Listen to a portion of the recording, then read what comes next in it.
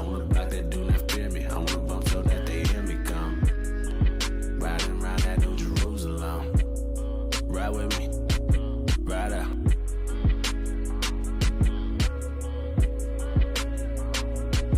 Ride with me. That's right, that's right. Ride with me. Ride around we go. Ride around now. Ride around we go.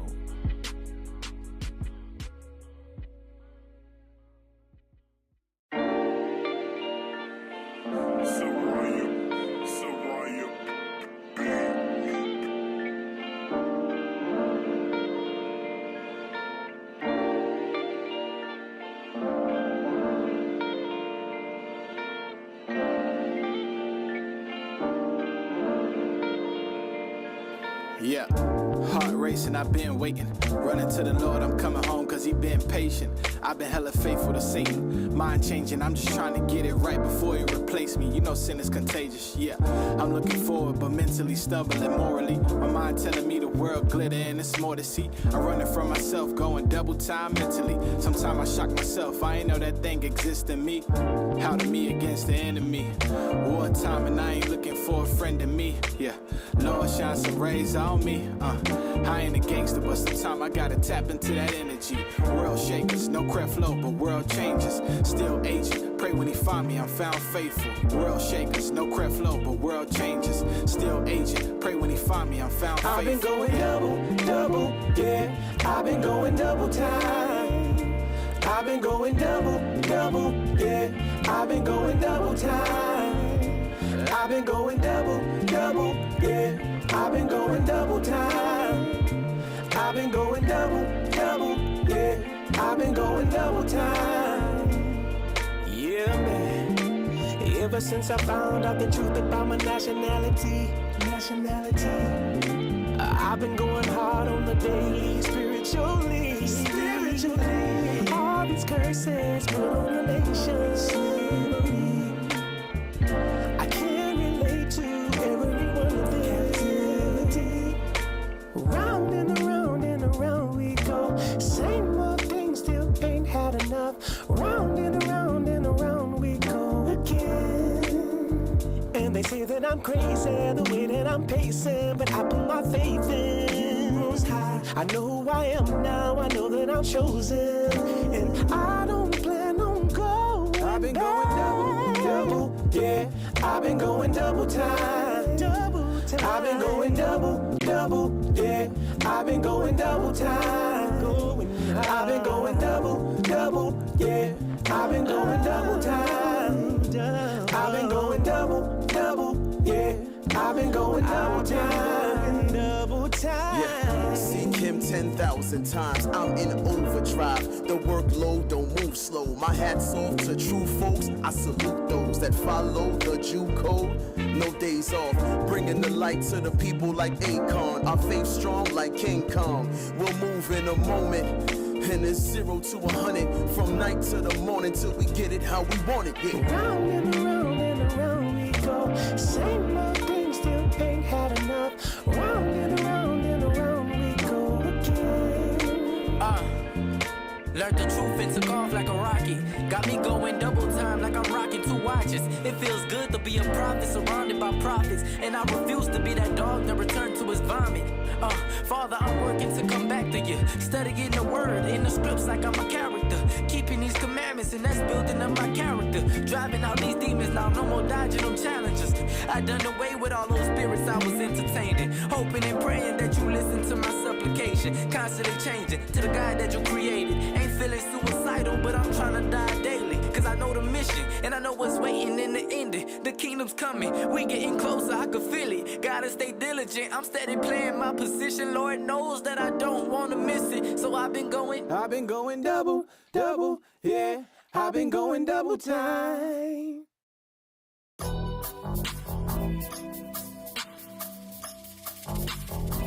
Tell me where the love goes. Where the love? Tell me where the love goes. Tell me what it is, what it was, though. You looking puzzled. Tell me where the love goes. This is the message, keeping it separate, cutting them all off. You can get separate. Tell me now, where did love go?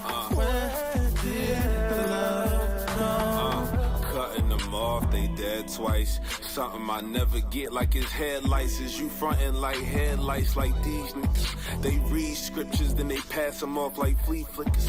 At minimum, keep it 3 digits. It broke my heart seeing Serena spin a father face. The race you date gave him nothing but hate, but somehow you found a mate where it's not the case. We'll watch and wait, cause God is great.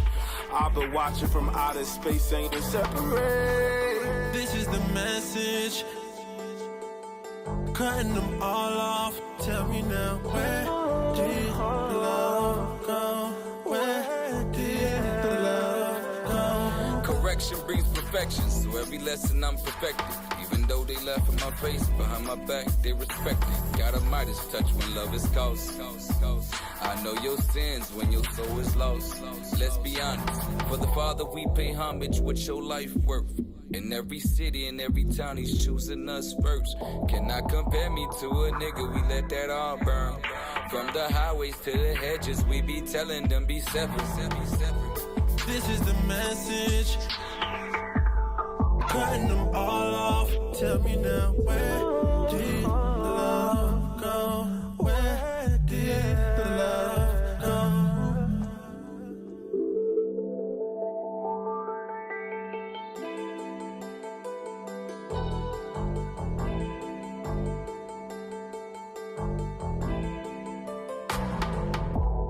This is the message, cutting them all off. Tell me now, where did love go?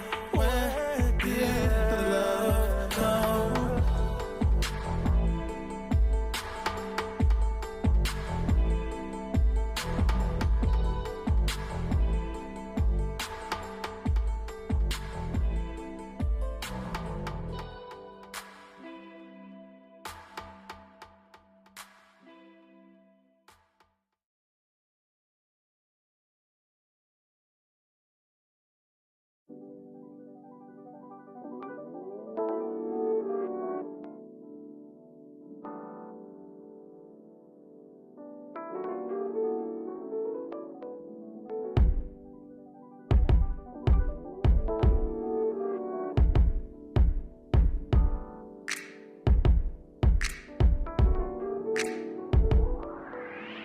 Sometimes I know we disagree. Seem like we both on different pages. It's like we're riding on a roller coaster, the ups and downs. But I only want it with you, baby. You complete me and that's the truth, baby. You give me anything I need and more. What more could I ask for? And we both know that it's honorable for a man and a woman to agree. Join us in the truth, yeah. I'm gonna provide, you gon' hold me down. Do benevolence when it's due, yeah. Loving you until the end of time. This is what you call love, baby.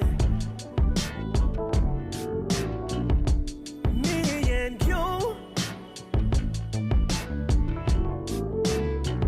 This is what you call love, baby. Enduring in its truth. So hold on tight, baby. Hold on tight to me. Hold on tight to me. Hold on tight to me.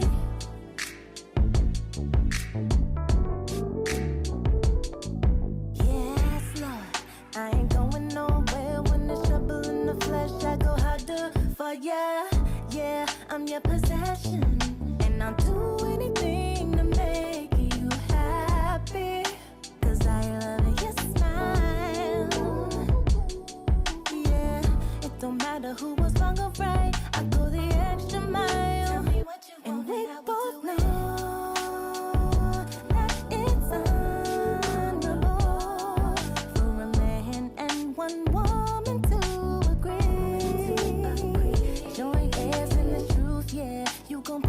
that I'ma hold you down to benevolence when it's 2 years. Loving you until the end of time. This is what you call love, baby. And I only wanna do it with you. Me and you.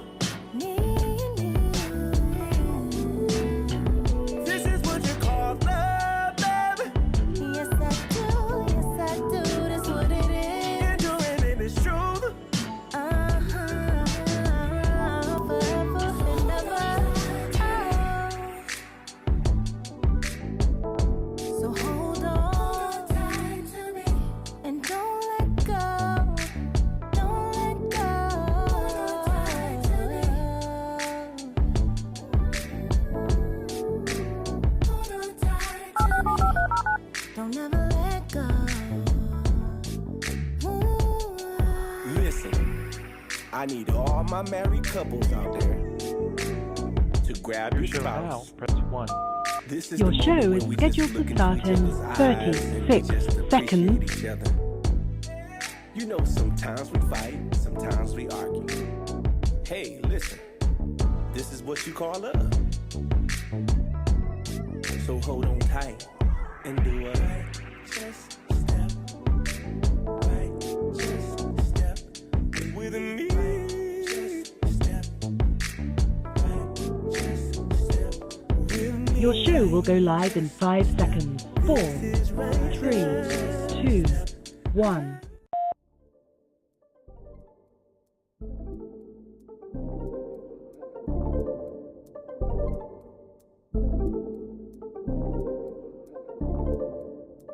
It's that time again. Yeah. Ya es la hora. You know, power hour. Ponle atención, class is in session. Tune in for an hour, maybe more, that's a blessing. Learn from the captains and the leadership.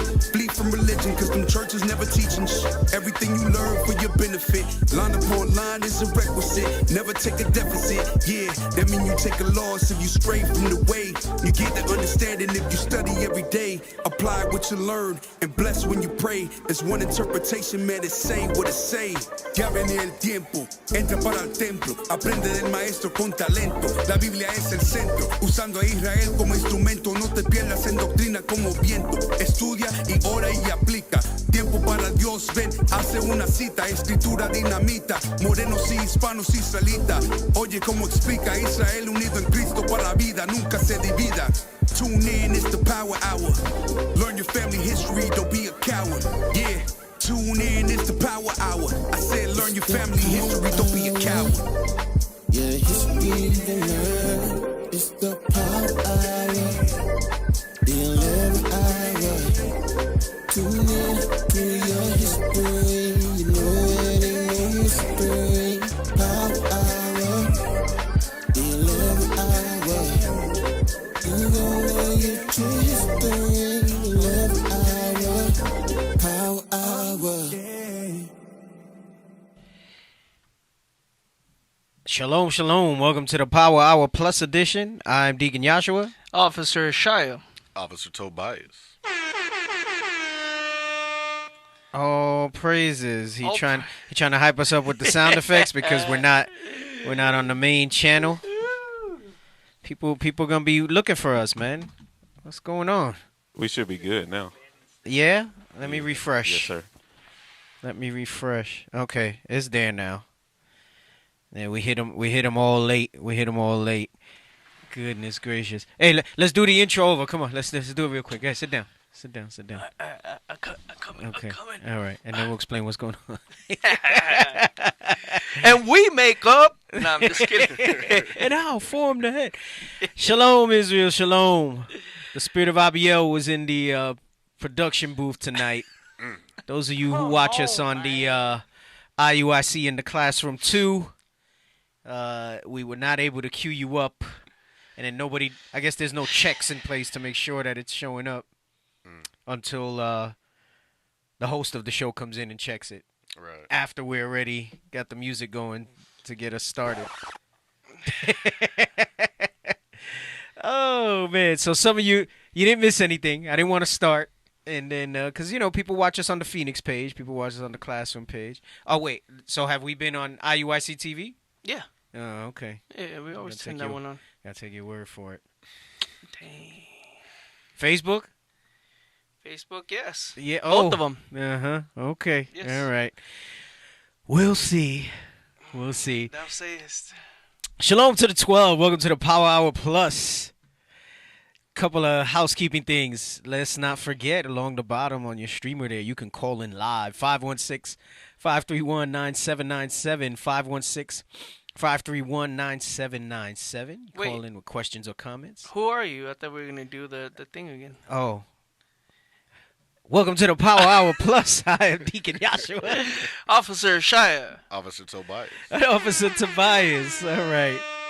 Yeah, I was saying, like, most of, we get, like, a bulk of the people watch us on IUIC in the classroom, too. That's where they learn. That's where they know to find us. And then it wasn't streaming. They only had the Phoenix side streaming. Gave the call-in number. Let's not forget to donate to the Booster Club, all right? IUIC.fundraising at IsraelUnite.org. The travel plans are in full effect, all right? We're trying to get more trips out. Now they're coming up with this monkeypox stuff. Who knows what they're going to do when it comes to that. Something new? Well, monkeypox isn't new, but now they're talking about it spreading and they're watching it. And, zoonosis. Oh, this is another animal-based. They're playing with animals again. Yep. Well, they're saying that so far, like, the cases supposedly have been passed between homosexual men.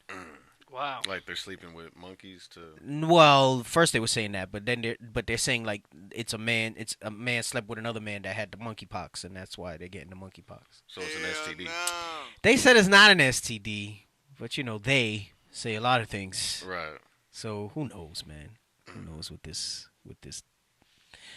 demon? But donate to the Booster Club because the traveling is opened up. They just Deacon Isaac just got back. Captain Gedaliah from Africa. All right. We want to send men back out there again. We got the school that's being built. That's almost done, is what I understand. I believe at some point this summer, Lord's will. Mm-hmm. We may be opening that. So there's a lot going on. We got the Northern Kingdom trips that do happen every month to IUIC PR, Puerto Rico, and IUIC DR, Dominican Republic. As well as, like I said last week, we're looking into exploring Cuba again in the fall, Lord's will, that Biden said he's changing things up. And then we're also looking into... Cuba in the fall? Cuba in the fall, Lord's will. Lord's will, I can make that one. And then we're looking into Ecuador or Guatemala. We're not sure yet. Zebulon. Let's go. Yeah, we're trying to do one of those soon, Lord's will. So we'll see what happens. So don't forget to do that. Also, while you're listening to us, head on over to if you're watching on IUIC Classroom 2, head on over to IUIC Phoenix on YouTube, and you can subscribe and like there. All right, you can pop back over if you prefer watching us on IUIC Classroom 2. That's fine. Also at IUIC Phoenix on Instagram, at the Lost 144K on Facebook, at IUIC Phoenix on Twitter. We also have IUIC Phoenix. Was it IUIC Arizona? That's where we have it on Facebook. No, IUIC Phoenix. It's IUIC Phoenix also? Yes, sir. Okay. IUIC Phoenix, right? And then we have the Tucson page as well. So many things that I could have spoke about. And I had seen something on social media feed, and it's this guy that I used to follow for fitness, but he talks. He's gotten into like self-help a little bit, but he every now and then he says something that like sparks something, and I'm like, he's Catholic and pro-America type of pro-Trump type of thing and all that. But I don't know. I don't know if he's Jake or not. Elliot Hulse. I don't know if you know about him. Elliot Hulse used to be a big strength camp channel. Gave a lot of good advice on fitness and stuff. But anyway, occasionally he posts something interesting. And you said Elliot what? Elliot Hulse. Elliot Hulse. He looks Jake, but he's married. He's married to Edom. If he is Jake, that's for sure. Hulse. I see it. So he goes into some good stuff. Like he's into like the manly stuff now. Like that men need to be men. women need to play their role, and He does look Jake. masculinity and all that. Good stuff. Good stuff. Yeah. Good stuff. And occasionally he says something that makes a lot of sense. And he was talking about social engineering. And I said, man, I remember that when I took sociology, social engineering. I said, we got to talk about social engineering a little bit. So I started doing some research, and I said, we got to talk about social engineering because I believe firmly that's what's happening. Oh, someone said Elliot Holtz is Zebulon. Is he really? Wow. He married to Edom, though, that's for sure. His wife is Edom, and he's Catholic. And he all caught up in the Americanism. Wow. Yeah. But I had him for years because I liked his advice, like on strength. Like he's not he wasn't just into bodybuilding. It was like strength training, good stuff on like the big power moves and stuff. But anyway, let's look up the definition of social engineering. I'm gonna explain why we're gonna go over this, and I know the title's probably not as flashy as the titles have been the past couple weeks. Right. I know the titles get people drawn in, right? I mean, sometimes I'm real good with them. Sometimes I don't know. Yeah. I wish we had better title people. Well, and Mariah used to give really good titles. Yeah, for us. he did. He did. Yeah, for but the most then part, we don't get nothing until like 5:30. Did you pop a beer there? I saw like some foam pop up. Like what? Oh, it's a Celsius. All right. Hey, well, we don't get nothing until like 5:30, and we're like, what do we do? Because sometimes I don't have it until 5:30. I know. So it's like sometimes I don't know what the hell I'm going over. 5:36. Yeah, sometimes I don't know what I'm going over. It's right there. So let's pull up social engineering. Let's talk did about pop this. A beer? Wow. Let's talk about this. Social engineering. Go ahead, read that for me. Social engineering. The use of centralized planning in an attempt to manage social change and regulate the future development and behavior of a society.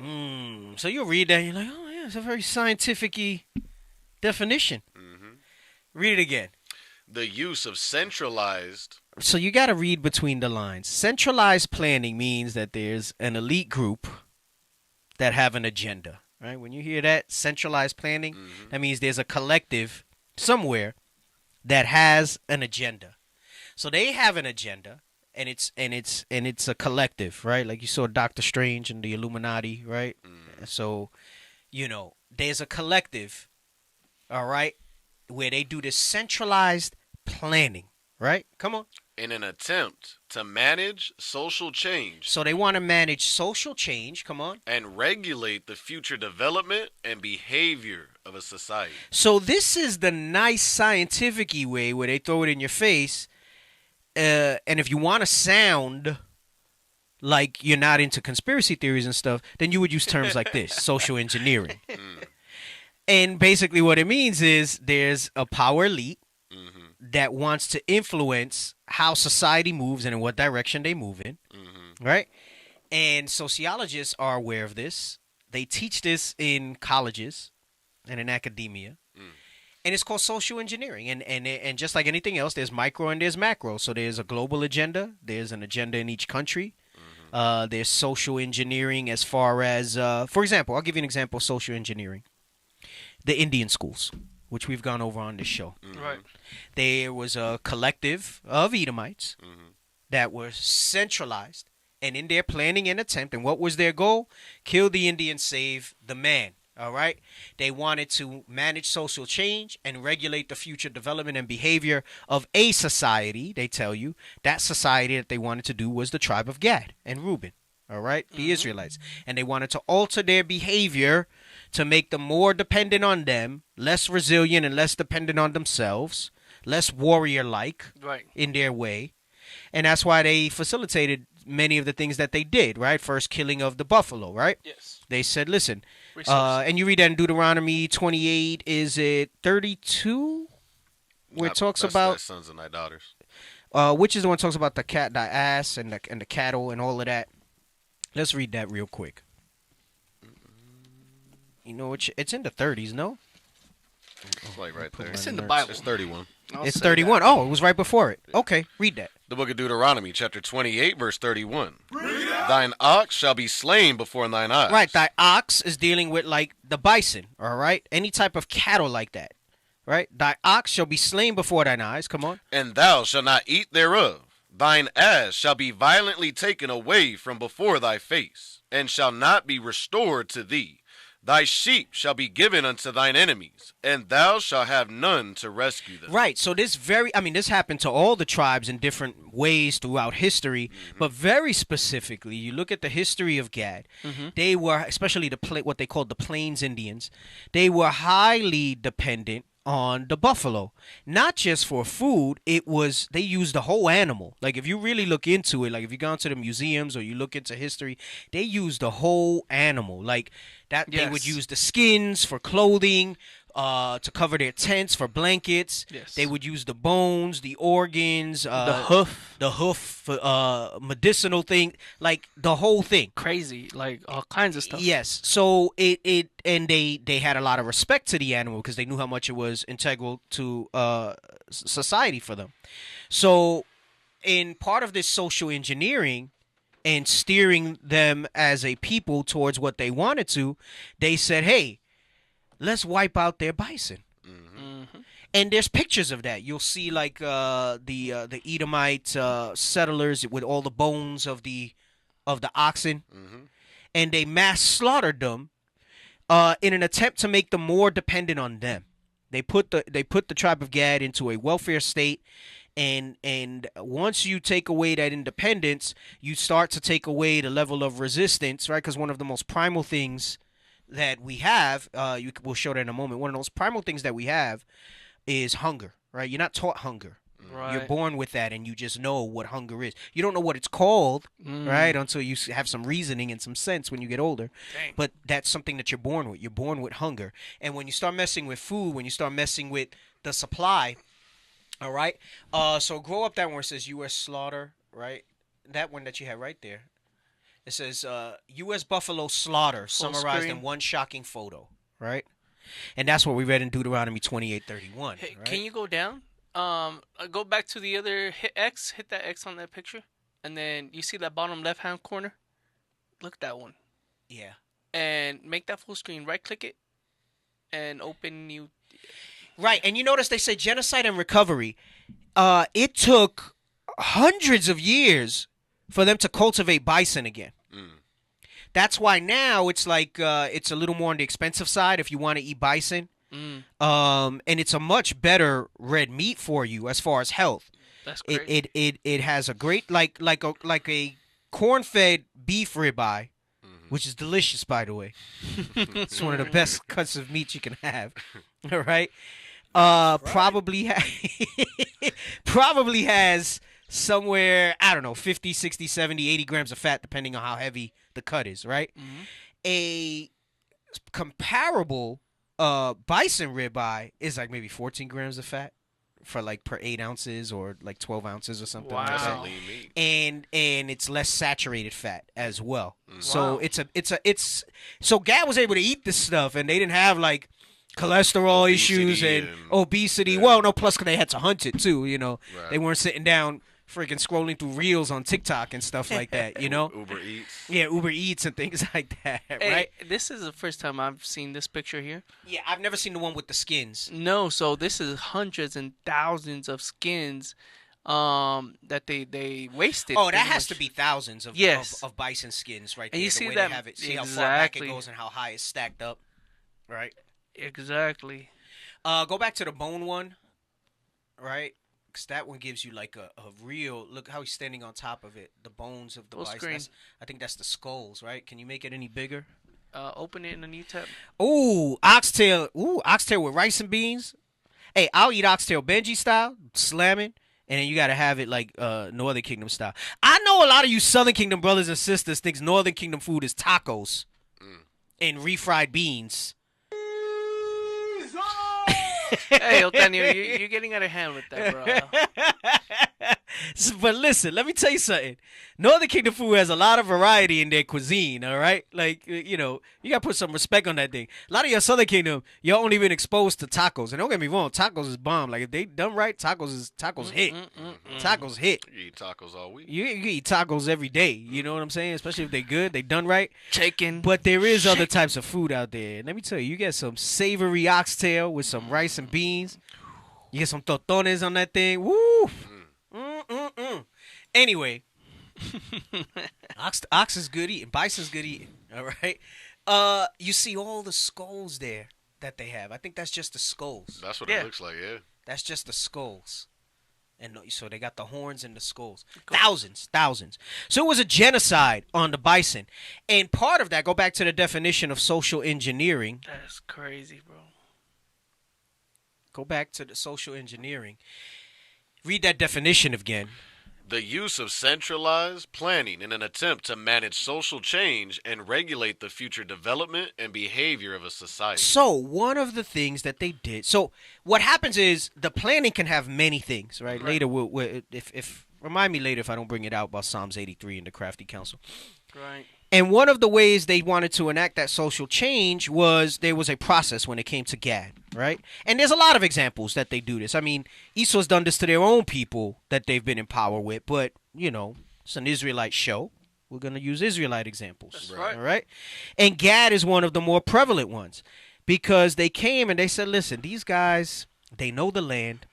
We're trying to go further and further into the West. Mm-hmm. We don't understand what's going on. We got to break their spirit. Yes. Because we need to, how do we destroy them without destroying them off the face of the earth and be able to utilize them? Because we would like them to be our guides. We would like them to be our help, show us how to live and survive on the land and all that. We've gone over there with the pilgrims on this show. Yep. And one of the things they first did was, you read in the curses there, and they violently took their ox, their cow, everything away from them. And then what they did is they put them on a government meat program. All right, and you can read about that as well. And it was one of the first. It was basically historically the first welfare state, right? Wow. And they put us dependent on welfare, and they got meat subsidies, but they would give them the worst of it: rotten meat, infected meat, and things like that. Deacon Nathan went over it when walking with the giants, and how whenever before eating or partaking in anything about given to us by the white man, we were strong, healthy, fit. Then till we started eating their meats and partaking of their stuff, that's when we got weak. Mm-hmm. Do you remember that? Yep. It was a long time ago. Very good class. Yeah. Very good class. Yeah, I remember walking with the Giants. Man. We still joke about that because everybody loved that. Walking with the Giants. It's because it's heavy. But he brought out some very good points. No, Deacon Nathan's amazing with that stuff, yeah, man. he brought out some good points. And then it went from there because it also affected their clothing. It affected everything. So they became highly dependent on the U.S. government, on the so-called white man, for their needs. And then within that, it said, okay, you want us to continue to feed you and provide for you. Your kids have to go to our schools. Dang. And then now that's how you start changing the generations. It's kind of like when you hear Bishop Yawasab say this a lot in regards to the apologists, especially Dr. White. That Edomite apologist, and he kind of very arrogantly brushed us off and was like, basically, it's all right, we'll get to their children, is what he was saying. Right. Meaning when this generation of revolutionaries dies off, we'll just get to the children. Mm-hmm. And they know that. That's in their spirit, and that's their tactic. So part of this social engineering was, how do we affect this? So what they did with Gad was they started with things like the genocide of the oxen. They put them on subsidies, or what's now today known as welfare. They put them in a dependent state. And then they said, in order to continue to maintain this dependency and for us to continue to provide for you, you got to send your kids to our schools. And we've gone over on this show the Indian schools. I still have some links where the American, remember, we dealt with largely in Canada. Right. And now the U.S., and we knew the U.S. had them. But now there was an article, and it got brushed under the news cycle. But Lord's will, we'll talk about it at some point, not necessarily today, because I want to get into some other stuff. I have a lot of information.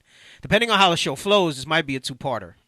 Oh, this wow. might be a two-parter. Yeah, no, I saw a lot of stuff, Well, because I was going to bring the sociology, but remember I said I got to run it back on the agents of socialization? Man, that sociology. Yeah, so we're going to touch about that a little bit. Bring it out. We'll see. We'll see how it flows. And they sent them to the Indian schools. Mm-hmm. And the Indian schools were designed, and you're going to see it, schools are part of agents of socialization, all right? Mm-hmm. And the schools set them up to basically manage social change within them, change the way they lived, how they dressed, all that stuff, and regulate the future development, because they're always concerned about their houses continuing forever, right? Can we get that scripture? All right. And the behavior of a society, because our behavior impacts them. And also get me Judith 5 as well. You know what I want. Is it 21 we're going to start at? Yes, sir. All right. So that you can see the social engineering process. So I know, right? The title might have seemed a little mundane. All right. Stay with us. Stay with us. Follow along. Listen, if you miss it, make sure you spread the word about it, because I think, especially amongst our people, it's so important that we see this stuff. You know, we gotta. I think some people. I mean, we're always gonna bring the scriptural reference, but some people, you might not get them of our people right away with just the spirituality of it, because they're so broken, they're so disgusted and averse to how the Bible's been used against us, right? I think you guys were circulating a short recently about our own table becoming a stumbling block and snare. We had gone over on the show a while back. Yep. And that I can understand to some degree why it's hard for some people to just go, especially dealing with Gad. You come at them straight with the Bible, a lot of them ain't with that. So sometimes you got to come with a different angle, you know, and things like this might show people where we stand. Hey, someone said, I never eat no cow foot. Someone said, I'd eat some cow foot. I never eat no cow foot. Someone said, I start talking about oxtails and she hop on. Damn, man, you making me want some good oxtails with some rice and beans now, everybody. Anyway, read what I told you about their houses will continue. The book of Psalms, chapter 49 and verse 11. Their inward thought is that their houses shall continue forever. This is Esau, all right, that the world erroneously calls the Caucasian man, the so-called white man, all right? And he says their inward thought and how they set things up. You read the social engineering, right? They're concerned with regulating the future development and behavior of a society, but to what end? To this end. Read this scripture again. Their inward thought is that their houses shall continue forever. They're not just going to leave that to chance. They want to ensure that that thing continues forever. So they set up a perpetual cycle. And I'm going to tell you something. Even before, because another example of social engineering is the Willie Lynch. I was just thinking of that. Yes. Another example is the Willie Lynch. But prior to that, it's with Gad, right? Right. It's with Gad. And then prior to that, obviously with other Northern Kingdom, how they came and, you know, changed their behavior patterns and society and made them start to dress like Spaniards, put in their minds the colorism. That's another thing I've been meaning to go over again. The colorism is heavy. Yeah, I got to go over the colorism again. I have a lot of topics lined up. For me, I got to go with what I'm feeling. Yeah. You know, like, if not, it feels forced. Yeah. So, like, I got to feel hot about it. Right. You know, if I feel hot about it, then it's going to be good. Well, I don't know if it's going to be good. I'll leave that. Bruh, it's always good. It's always good. Stop. Oh, praise to the stop. Stop. Praise to the stop. It's always good. Right. Read this again. So, they're concerned with managing social chain and regulating the future development and behavior of a society because they want their society to continue forever. Go ahead, read. Their inward thought is that their houses shall continue forever, and their dwelling places to all generations. Right, because they want to leave that to the next generation. That's why I say you hear Bishop Yawasop mention this a lot. That's one thing from that interview, and this was years ago, that James Edom said. James White, I think that was his name. James Edom said. And one of the things was that he was like, we're going to get the kids. We're going to get the kids. So he was like, hey, you know, that's fine. You know, this generation can do what they're going to do. But they're always concerned with them continuing their power, their reign. Someone was going to say something? I was going to say, yeah, like there was a thought coming. When you look at how they market, too, the marketing scheme, they know that they can't influence the older generation. So there's like it's a scale that they look at. And I think it's the younger ages that are influenceable that'll pick up and run with the new things, the new ideas. Yep. Well, and you're 1,000% right. So they know that they can get there. This is the same reason when you read in 2 Ezra 13, how when they took the counsel among themselves to come to this side of the land, they said, let us go where never mankind dwelt, where we may there keep our statues. Let's get that real quick. Let's get that. And then I also told you Judith. Remember that. Yeah, Judith. Just hold that. All right. Hey, a sister said oxtails are very expensive, about $32 for a large bowl. Man, now it is. Yeah? Now it is, yeah. No, in New York, in the Bronx, you just go to, like, the ghetto supermarket, and you get it for a good price. You can't even really find it. You know what? Like, because, if you try to find that, like, in a regular neighborhood, right? Like, it's all expensive because it's, like, bougie. Let me tell you, I never liked oxtail until, like, I was an adult, and I'm talking about like an old adult. I'm talking about like maybe in the last 10 years. Really? Yeah. Wow. I don't know. It just always grossed me out. It's like eating the tail. I would think of the tail on the ox and stuff like that. Did someone put a comment? Nah, man. I was hungry one day and I just had it, boy. That thing is delicious. They said you just there with the bone, and even the bone is like good designed to just kind of suck all the meat off of it. Yeah. Someone said oxtail, the closest part to the ass. That's why I never ate it. That's why I never ate it all them years. I said, man. But our people eat the what is that? Chitlins. The intestines. Right. God damn, bro. Oh man. Go ahead. You want me to start at verse 40 or just 41? Start at 41. Let's get to the point. The book of 2nd Ezra, chapter 13 and verse 41. Right, so this is when the northern kingdom left the other side of the earth, and they came on this side. Come on. But they took this counsel among themselves. So all the leadership got together, and they took this counsel among themselves, going to the point that the officer just brought out that our enemy knows, especially when it comes to social engineering, who the target really is. They may get some of the grown-ups to go along with it, but their real intention is to go after our youth, right? They want to go after the children in the next generation, like they did with Gad and Reuben. With the Indian schools, because it was easier to break them. They understood, just like Christ said, you can't pour new wine into old bottles, right? Yep. So they were like, listen, these new people, maybe we could get the adults, but where we're really going to have our enterprise successes with the youngins. And you see that they're targeted today. And I'm going to make a point that emphasized, for me anyway, that my spirit wanting to do this was necessary. I'm going to share something that happened with my daughter right before I left the house. But go ahead, read this on the top again. But they took this counsel among themselves, that they would leave the multitude of the heathen. So they got together and they said, when they were granted their liberty, they said, we got to leave the multitude of the heathen. Why? Because they understood. They didn't call it social engineering, but they knew how these things would affect them. The pollution. The pollution in order to maintain their heritage, what they needed to do. So they took this counsel among themselves. Come on. That they would leave the multitude of the heathen. They said, we got to get away from these heathen, these other non-Israelite nations. Come on. And go forth into a further country where never mankind dwelt. They said, we got to go further where never mankind dwelt. But there was a reason for it. Why? Come on. That they might there keep their statutes. When it says that they might there, it's giving you the reason why they said they needed to do this. It said that they might there keep their statutes, which we really understand is our heritage, according to Jeremiah 17:4. Come on. Which they never kept in their own land. Which they never kept in their own land. Is that in that verse? Yes, sir. All right. So they said, they said, we got to get away from these influences because our children will be affected. And if we want to be able to continue on, because they were grown adults. They knew that they could keep the laws if they wanted to.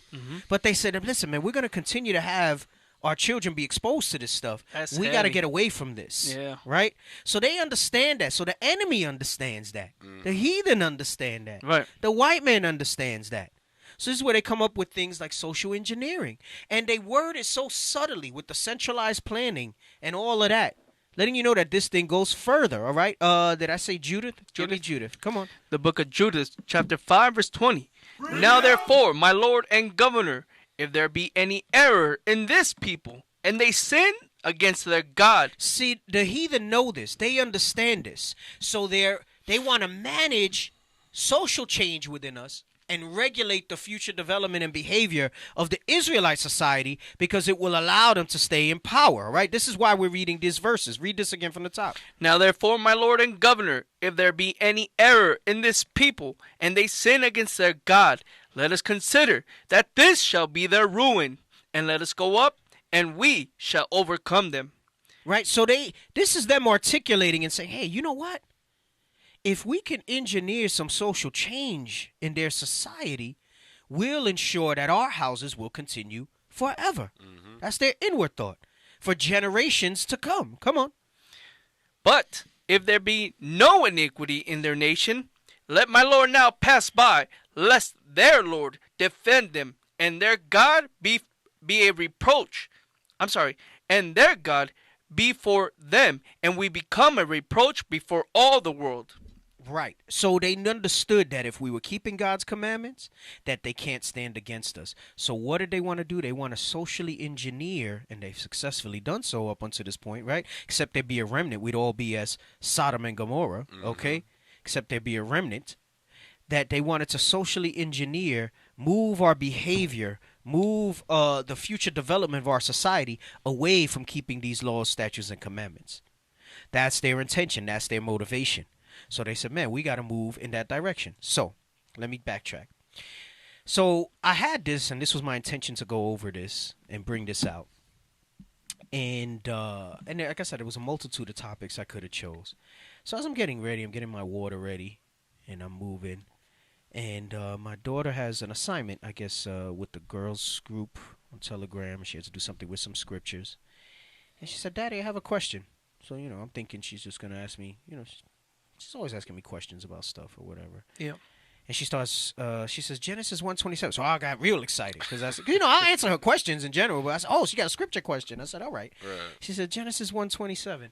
And, she reads it. And let's read that real quick because I want to show you how a child was able to make this distinction and how powerful the commandments are. She's 10 years old. And my daughter's not light. Like, academically, she's good. She got honor roll all year and all that stuff like that. So I know that she's intelligent. She understands stuff. But she's still a child. Mm-hmm. So for her to make this connection has really nothing to do with academia. It has to do with the spirit and how the spirit, she grew up in these commandments. Mm-hmm. So the spirit resides there. I pray she stays that way. Obviously, as parents, we have a lot to do with that. And part of this whole topic will show you that, like how profound the family unit is in dealing with the children in the next generation. But go ahead. So she says, I have a question about this. Genesis 1:27. Come on. The book of Genesis, chapter 1 and verse 27. So God created man in his own image. In the image of God created he him. Male and female created he them. Right. So she was like, what does that mean? And I said, well, what do you mean? She said, well, there's a girl at my school. Her name is so-and-so, some Edomite name. And she says, she goes, we're not friends or anything, but she's always talking about how she should be referred to as they or them and not she.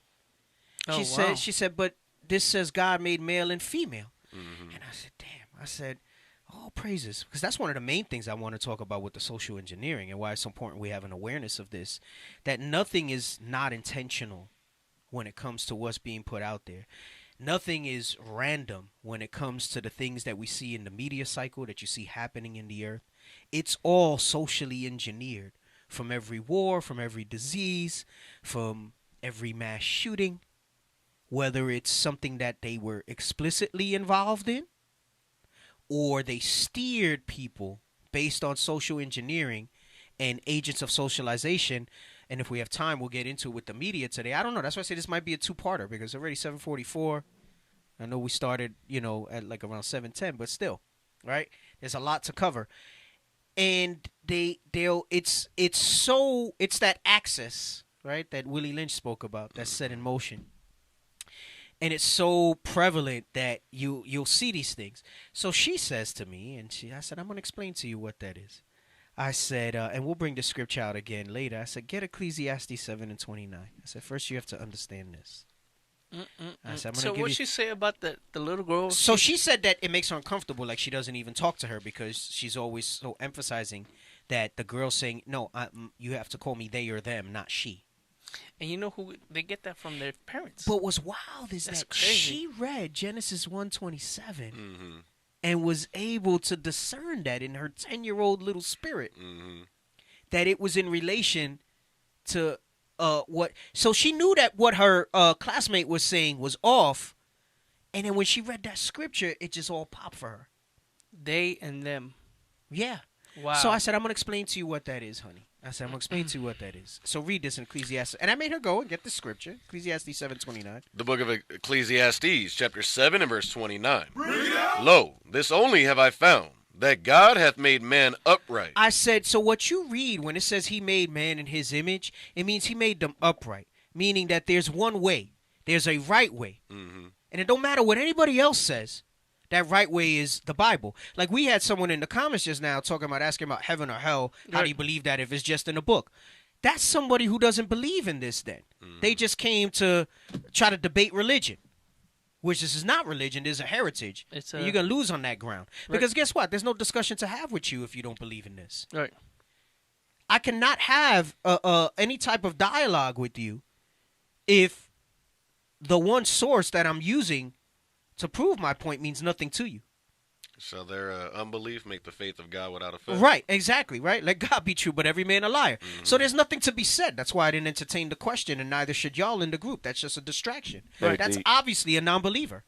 That's what those pastors are telling us on the street. They telling us not to use the Bible. Yeah, isn't that wild? Right, yeah, Pastors telling you not to use the Bible. Mm-hmm. That's insane. But anyway, so I said, and I had to figure out how to explain this to a 10-year-old. Mm-hmm. But I said, okay, but she kind of gets it. I said, so upright means the right way. I said, and when it says God, he made them in his image, he made them male and female. He only made 2 genders. I said, but what your classmate is saying is the next part of the verse. Come on. But they have sought out many inventions. I said, but that's just, I said, do you know what an invention is? And of course she went into the school thing. She was thinking about like, like this water bottle is an invention, the computer's an invention. I said, no, honey. I said, very simply, it means a creation. They made it up. I said, it's make believe. I said, it's like, I said, what's your name? She said, Ariel. I said, all right. If you wanted to start saying your name was Bob, I said, that's an invention because your name is not Bob. You created it. I said, it's the same thing as if they're there saying they and them. I said, so if you see a boy saying that he's she, you see a girl saying that she's he or they or them, I said, that's not upright. I said, that's what Genesis 1:27 is talking about. That's heavy, I said, bro. that's what Genesis 1. And she, all right, Daddy. And boom, she got it. That's a perfect instantly. scripture. She got it instantly. So like I said, I got super excited that she asked me a scripture question. I was like, okay. So you have to understand. Hey, shout out to Ariella. She gave us a very one-hitter quitter for camp whenever they come up with the pronouns. Shout out to Ariella. Thank you. I'm highlighting. All praise to the Most High. So, a proud dad, Yeah. Let's go. Bring it out. So I was real happy. I said, all right, all praise to the Most High. But it's amazing how, I couldn't tell her social engineering and all this stuff. Her head's not going to wrap around that. Right. But I told her that that's the stuff that she's going to see and she's going to be exposed to. And, someone posted, and I'm with you like 1,000,000%. Lord's will, within the next year or two, I'm able to pull her out, and now they have like online school, so because homeschooling's a little more complex. The parent has to be highly involved, and it's a little challenging for some households. I know some households do it. We got the Jacob's Hope that it's taking a lot longer because the way Esau has this stuff set up. So in order for us to set up an accredited program, right, which means according to their agenda as closely as possible, because you're still going to have to teach certain things that they put out if you want that education to count for anything in this society. But that's coming. We do have some solutions as far as Jacob's Hope Academy and things. It's not that it's not moving forward. We've been working on that for years. I bet. It's that challenging when you're navigating an Esau system to put it out on such a mass scale like that. But in lieu of that, they have things like online school and things like that, and she's pretty eager to do so. We're just waiting for an age where she's able to kind of handle that, to do that. But you're not going to escape that stuff. We'll take the call in a second. You're not going to escape that stuff because of social engineering, as I'm going to show you today. So even though we can do that, and I'm not saying don't do it. If you can, take them out of the school system. Right. But don't fool yourself into thinking that they're not going to be like our forefathers did. Thinking that, and I'm going to show you, man, it might not come out later. Remember, it comes from within us, that stuff. It's already there. Yeah, in 1 second, hold on. It's already there. Yeah. So let's not be ignorant of those things to think that those things will keep them from it. It's good, and I'm with you 1,000%, being able to have them not in the school system. Right. But some way, somehow, they're going to be exposed to it. And you got to remember, you're building them up for when you're not there one day. You're building them up for the world. So you don't necessarily want to shield them. They have to be. They got to get some exposure to some of it. You just kind of want it controlled. You want it controlled. Like a controlled exposure to it. It's kind of like the Spartans. They threw them into war. They didn't send them into the battlefield to get that exposure, but they had a program and a process of how they did it, and they were trained. Once they were 5, they started training in self-defense and different things and stuff like that. When you're building them, when you're breeding them for war. It's the same thing when you're dealing with family and things that way. Okay, bring your scripture and then we'll take the call. Micah 2:10. So what you said, going on what you said is, not to forget, whether you take them out of a school, right, and you put them in the online school. Because I have my oldest daughter on the online school, but I still got to be careful with her because now she's older and she has a phone. That's another way I got to be careful with her. Man, my daughter been asking me for a phone. I said, you don't need a phone. I just go with her like rational. What do you need a phone for? You're always with us. I said, if you're gonna do an online school, what do you need a phone for? Right. I said, you got your tablet. I can message you. I can FaceTime you with internet. I said, you don't need a phone. Go ahead. Micah 2:10. The book of Micah, chapter 2 and verse 10. Arise ye and depart, for this is not your rest. Come on. Because it is polluted. It shall destroy you, even with the sword destruction. So it says, arise ye and depart. It says, because this place is not our rest. It is polluted. It shall destroy you. So, yes, our kids do need some type of exposure to know that this world is not upright, right? And it shall destroy you. But, I mean, if you can take them out of the regular school, that helps. Because you know why? It gives you more control. Yes. I just don't want everybody to think that that's just the answer. Why I put them out of school. Because I know some Israelite children that are homeschooled and they still the damn devil. Yes, they are. In some cases, they worse.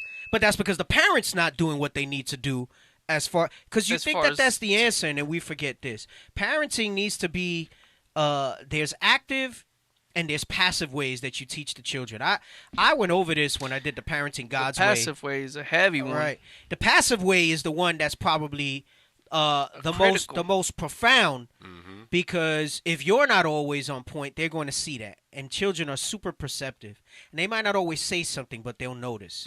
They notice when mommy and daddy are arguing. They notice when something's different. They notice when something's off. And they might not express it always, but they know. And so the passive is the, do what I say, not as I do. Now, you can't do that. They need to see the example as well. And then you got the active way where we have to be present, all right? And like I said, maybe we don't get to it tonight. Family as an agent of socialization. Our enemy understands how critical family is in molding the future development of a society. They understand that wholeheartedly, which is why they had all the devices and all the crafty counsels that they put in place and all the wicked devices that they put forth to try to destroy the Israelite family structure and the Israelite household. Because they understand what the end result is in that, and that's that their houses will continue so long as that happens. So they understand that. We're the only ones that don't put the emphasis and the value on that. We're the only ones. And I'm not just talking about non-believing Israelites. There's Israelites that sit amongst us that their kids is just off. And you can't just blame them and society. You have to take responsibility and ownership in that. Just like same thing in the marriage as a man, right? If she would not go as you would have her, it says, how can a man rule the kingdom of God if he can't rule his own household? Right. And that goes from the wife to the children to everything else. Not saying you're going to have perfection and how that happens, that you're not going to have problems. That's not what it means that you rule your house effectively. It means you do have issues and you work on them. You manage to make that household move forward in the same way. Because just like, people come into here and they think that they're not going to find issues amongst the body. We've had people leave because they're like, oh, I'm so shocked I went there. And you guys are supposed to be keeping laws and there's all types of craziness going on. What'd you think you were going to see? Right. Why do you think God had to give us laws to begin with? Damn. Because he knew what was in our spirit. Like you read in Mark 7. He said, listen, this is what's within you. That's the natural man. Christ told the 7 churches their faults. Right. This is what's in you. You wicked. Right. You repent. Right. So you gotta be involved, right? And the thing is, you might not have enough active, but your passive is very pronounced in how you're teaching your children. Your passive is very profound. Because sometimes I hear, oh, but they're this, but they're that, but I do this and I do that. But what is it that you do? Because what you do most of the time is not the active. And that's the reality of it, right? Because there's work, there's different things, responsibilities. You're not actively in front of them always teaching them, right? The school system teaches them and spends more time with them, right? Even if you're homeschooling them, and it's a necessity. You want to do anything in this society, you have to go through that process. They engineered it that way, all right? We're still on the same topic. This wasn't where my thoughts were going with this. It's a lot more information that we got to read through and bring out. But, it's just flowing this way. I kind of knew it might be 2 parts. I felt it was going to have to be. because it's just too much stuff that I got to go over with. It's a heavy topic. It is. Like I said, the title might seem a little mundane. I think last week I had something about Esau, and we had like 800 viewers or 600 watching in one shot. You know. Not today. No, because the title's not snazzy and sensational. We like drama. We like drama. Yeah, we do. we like still drama. got that color. It's Israel. Where were we? Judith 5. We already read through that. We read that. We got the He color. brought out Micah, We got too. the caller. That's what we got. All right. They hung up, sir. Oh man. It was brother Isaac from IUIC Grand Rapids. He said nobody ever calls in, so I just wanted to call in and congratulate the deacon on his recent promotion. Oh, all praise to the Most High. Well, All thank you, praise brother to the Most Isaac. High. I wish you would have stayed on the line. I apologize. Just when we flowing, you know, we gotta. And he was a young man. He said he was 13, and he watches every week. All praises. Wow. Hey, all praises all to the praise Most to the High. Most High. Look Keep- at that. Okay, all right. Well, we appreciate you trying to call in, brother Isaac. All praise to the Most High. Young minds being thirsty for the word. That's beautiful. That's beautiful. From Grand Rapids. Right. All Christ said, "I'll praises. give you living water." He told it to the woman by the well, right? Mhm. I'll give you living water. All praises to the Most High. So my daughter that came about, and I said, man, we got to talk about this. So social engineering, that's the definition. What else we got? Yo, Wiki, you got the YouTube video? Nope, not yet. That's actually later. We might not even get to that today. I'll see. So, all right, no. Go back to where you were with the social engineering. All right, so let's read what Wikipedia has to say about social engineering. Go ahead. Social engineering is a top-down effort to influence particular attitudes. See, that's another cold talk. A top-down effort. The definition says centralized planning. It's a top-down effort, meaning it comes from the highest echelons of what they're trying to accomplish. And that went over my head. Right? So if you didn't It's break the it highest- down, yo, for All real. praises. That's what I'm here for. All praises. No, for real. Because like I'd read that and be like, okay, just I don't know what it He's means. thinking of the convertible. Stop. Top down. He thinking of the top down. Let me get Psalms 83. Let's read it real quick, talking about that top down, That's and then what I we'll was get back thinking. into that stuff. Let's Wow. get Psalms No, 83. for real. Like I would have And read then- it. and then Psalms 2 after that. All right. I would have read it and been like, okay. Let me show you the top down, the centralized planning on this social engineering. Go ahead. The book of Psalms, chapter 83 and verse 2. For lo, thine enemies make No, it. Start with Psalms 83. Sorry. I said get Psalms 2 for after that. The book of Psalms, chapter 83 and verse 1. Keep not thou silence, O God.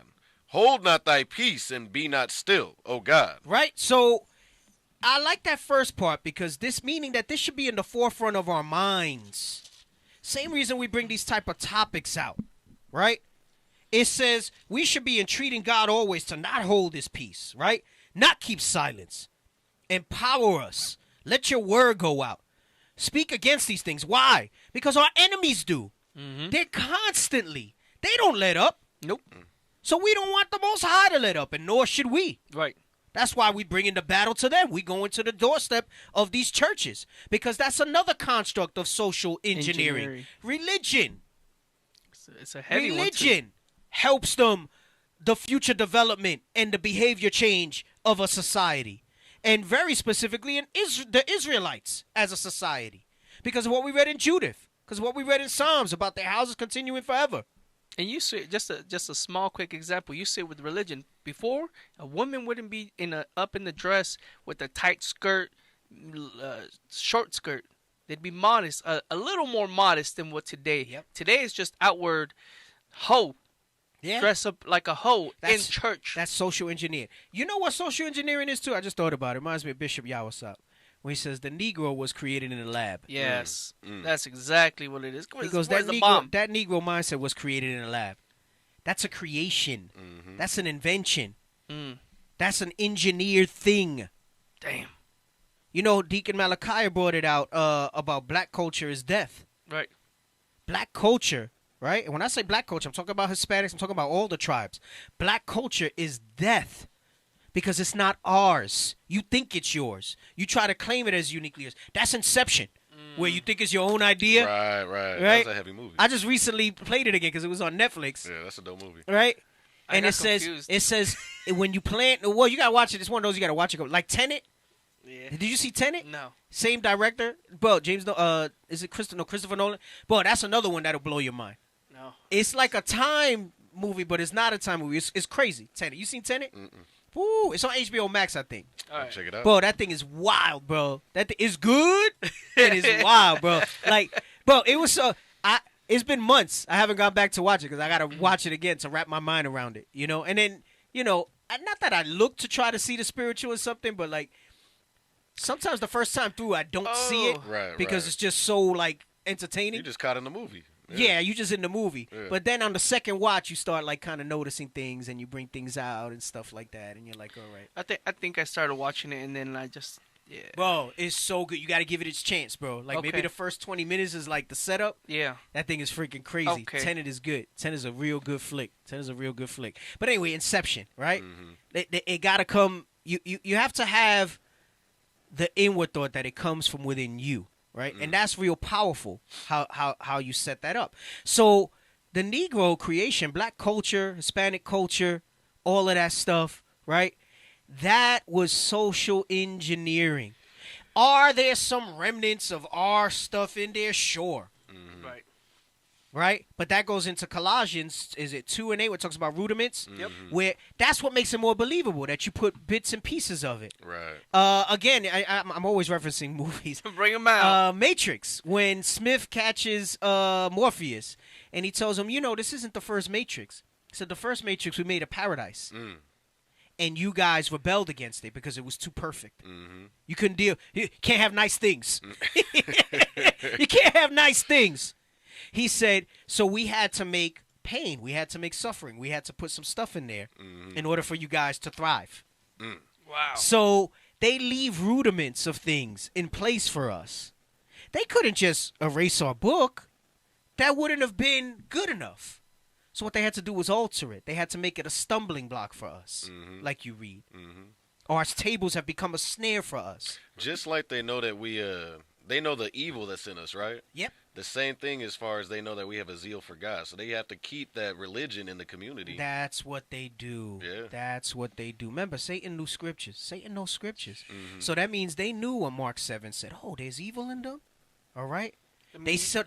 Remember when it says in Ecclesiastes 7:29 that he made us upright and so that's not just talking about the other nations. That's talking about Israelites seeking out inventions also. Yeah. We might not get to it today, but you read that in Genesis 3, 6, and 7. That's how Satan was able to tempt Eve. I was just thinking, this whole, you know how it says about 3 days and a half we would be without the Spirit of the Lord. And I was just thinking, like, that whole time of us being away from the Lord and without the Bible, I'm sure they were going in through the scriptures to see, like, okay, Judith 5, look at their history, look at what their sin, this is their weakness, this is their strength, this is what we need to put out there. So I was just, like, thinking, like, that whole time we were without the Lord and without the keeping of the commandments, they were just searching, just like Christ said, search ye the scriptures, for in them you shall find life. You think you have eternal life. Yes. Right. Yeah. Well, they were searching in the scriptures for our demise. So that's what I was just thinking. That whole time they just have scholars of looking into the Bible, reading. I'm a real oversimplify what you just said, because what you just said is real heavy. Right? They had scholars, they dedicated stuff to that, right? For hundreds of years. To understand our book so that they can use it against us, so that it can become a snare and a stumbling block against us, right? For hundreds of years. And it's like when Bill Belichick was stealing plays so that the Patriots could keep winning. He said, if I use their playbook, I'm enterprise success. My victories assured. Yes. Right, so that's why I say I oversimplify what you said there, but it's like let me get the playbook. Right, it's just and Bishop Nathaniel always says this. It's like they get pornography from Leviticus 18. Yeah, and that's what they do. Okay, yeah. The God said not to do this. Yes, let's use a woman with the woman. Let's use a woman with the animal. Use those things. Yep. Yeah. Oh, so God said not to do this. Yeah. Let's do it. Okay. I gotta see if the Spirit lets me get there. We're gonna talk about that too, because part of the media talks about how it influences us with the social media. And one of the things I was going to talk about is the pornography brothers, because sociologists understand that it changes your perception. It's not just pornography, but it's a lot of things. But I was thinking of that as an example. Hey, I know I've asked for this before. I don't know if you've ever been able to look for it and find it. I'm talking to you producers. You're on. The movie Ex Machina. There's a scene with Oscar Isaacs and the other character. It's near the beginning of the movie. I don't know how you would search for it, but he basically says he's supposed to be like the founder of what's Google, but like in that film universe. And he says something about how it didn't tell us like what we were thinking. It told us how we were thinking, all that Google search information. So I don't know if there's a clip from that movie, Ex Machina, where it talks how about... Ava was created? I don't know if it's how Ava was created. Maybe it is. They're like in the kitchen, I think, when they're talking. I think I found and he basically goes into that. Because someone just posted something that made me think of it on the Phoenix page. I think it was Nashawn. And he said, the bishop also says the Negro is the white man's algorithm. And it made me think of algorithms like Google and the search. And that data is not just you. You know, we use it and we're like, oh, my gosh. But you notice how Google will, like, you'll start typing and it, like, fills in the rest for you and it's exactly what you wanted, right? That's an algorithm. And they built that algorithm over time because in the movie Ex Machina, he talks about it. He says what it really did was not showed us what we wanted. He says it's deeper than us using it to sell stuff to people and say, oh, people want this, people want that. He says it showed us how people think. There's a big difference. Not what we're thinking. Because what is what? Okay, yeah, that's nice to know. What are you thinking? Right. Hey. The real inception is how we're thinking. And with Inception, when you go into that movie, they were talking about you have to plant the idea or the invention, whatever it is, in their mind. The idea in their mind. So they believe that they came up with that it. They believe they came up with it. Yep. Yeah. So you gotta plant it. Is it this one right here? They like look go skip forward into like just click just the kind of timeline. scroll. Yeah, they're in. I think it's there. I think it is in there. That's the lab when he started showing them. How long is the clip? It's 3 minutes. 3 minutes. Start playing it. Let's see. Start from the beginning. Because this goes into data that they collect. I'm jumping ahead a little bit. Hey. Maybe we'll come back to it again. If this is the scene. This is a great movie too. It's actually the ending messed me up, but it's one of the movies. Boy, you seen it? Yeah. But I was thinking about it up on the show. I had to go. Yeah. I was thinking about that ending for like 3 days after I saw the movie, bro. I thought I was hurt that they she let him. Bro, I'm not even gonna. That thing had me. Yeah, don't Yeah, kill it because Hey. I think that ending was just wild, bro. You wouldn't think it. Cause you want to know what's crazy about the movie? Uh. It actually, what he was saying that Ava could accomplish, it did it to you in the audience. Right. That's why you're so jacked up when you see the ending of this flick. I didn't catch that until you just said that. Yeah, bro, that's what it heavy. is. That's why you felt that way. Hey, bro, I remember I was at the gym the next day on the treadmill and I was like, damn. Telegram, check Telegram. That shit was effed up. Right. I was like, that shit was effed That's up. crazy. Before we go there, so brothers, make sure you put the disclaimer, and then Officer Sarah said it's after the 2-minute mark. Oh, okay. Officer Sarah coming in for the win. And there we go. So we can skip ahead.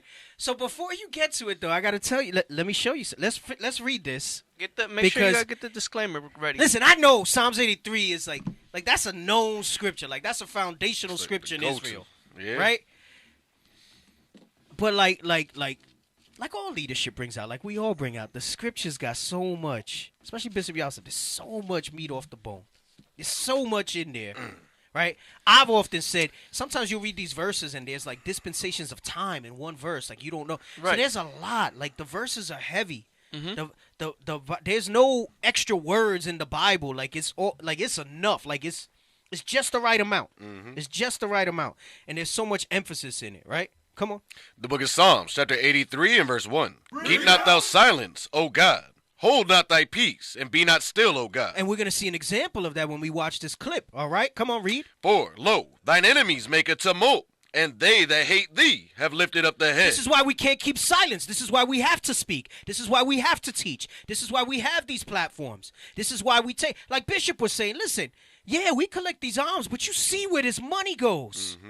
IUIC TV, all these platforms, the way for us to bring you better quality media to where we can do this stuff. The traveling, the trips. Joseph's Dream, different things brand like new that. school in Africa. Why? So, you had groups hating on us because we did a movie saying we sold out with Joseph's Dream. But they forgot this scripture. We can't keep silence. They say you fight fire with fire. So they always putting stuff in the media against us. Our enemies make a tumult, so we gonna make a tumult back. Come on. They have taken crafty counsel against thy people and consulted against thy hidden ones. Dave, you don't understand that the crafty counsel so strong that you'll hate us for trying to use the same type of mediums back against them. You'll hate us because we went and we put a movie forth that puts imagery in our people's head that'll change the narrative of the iconoclasm that they put forth amongst us. And you got our own people who are so tied up in that matrix that they fight to defend it. Our enemies make a tumult, so we're making a tumult. That's why we're making waves. That's why we're marching. That's why we're visiting these other countries. That's why we're coming up with movies. That's why we do these short films and different things like that. That's why we do music and all of that stuff. It's all the same thing because these are the socially engineered things that Dave used against us. That crafty counsel has many, many levels and layers to it. So you can never be like, oh, yeah, I know that scripture. Like Bishop been bringing out, that one brother. Yeah, I know a lot. That don't mean a damn thing. You got a good memory. That's all that means. It takes time and experience, exercise of use. That's in Hebrews, right, that you read that? Yes, sir. Yes, sir. By exercise of use to discern between good and evil. Strong meat. Hey, the scripture says, lift up the banner and exalt the voice upon the high mountain. They forgot the Bible. Right. They forgot the Lord said, hey, bring the fire back. That's it. Lift up the banner. He says, my word will be like a fire. Let it consume them. He calls it his battle axe. So we make a tumult. But all they could see is it's a snare. It's a stumbling block to them. They sold out. They did a movie.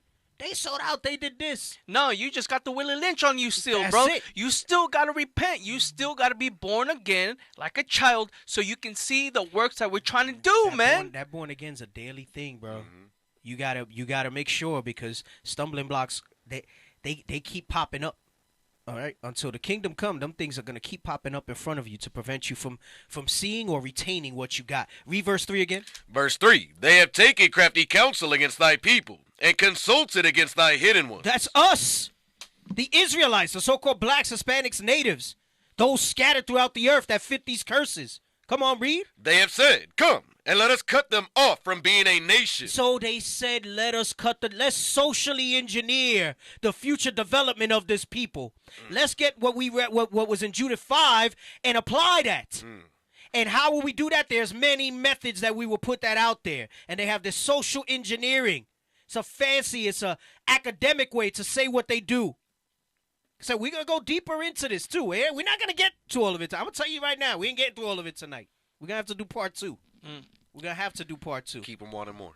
We're going to have to do part 2. We have to do part 2, but with the little catchier title, maybe. Maybe? Well, listen, I can't do everything, bro. Like I got you. I need help. I need help. Lifeline. Read verse 4 again. Come on. They have said, come, and let us cut them off from being a nation, that the name of Israel may be no more in remembrance. Get me the social engineering definition again. Pull that popped up on the screen. Social engineering, the use of centralized planning. Our enemies make a tumult.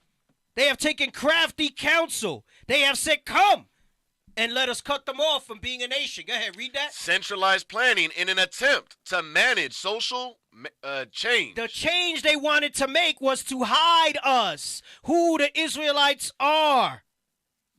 They wanted to hide our identity so that then we wouldn't seek out the proper understanding in the book. It's a whole process. It's a methodology that they put forth. When you engineer something, it means you construct it, you put it together. You put deep thought into it. Deep thought, planning. You plan from beginning to end. It's nuanced. There's a lot of moving parts in it. So that if you take down one part, the other part, there's fail-safes. There's backups to it. They said they want to manage social change among the heathen ones. Come on. And regulate the future development and behavior of a society. Read verse 4 again. Verse 4. They have said, come, and let us cut them off from being a nation, that the name of Israel may be no more in remembrance. Read. For they have consulted together with one consent. They are confederate against thee. They consulted together with one consent. That's that centralized planning in the definition of social engineering. And they said, we're going to change this. We're going to regulate their future. Because we know their future is that they are the beginning and we are the end. Like you read that in 2 Ezra 6 and 9. We brought that out last week. That's right. Esau is the end of the world, and Jacob is the beginning of it that followeth. So they said, we're going to change. We're going to regulate their future development and their behavior, like you read in Judith 5.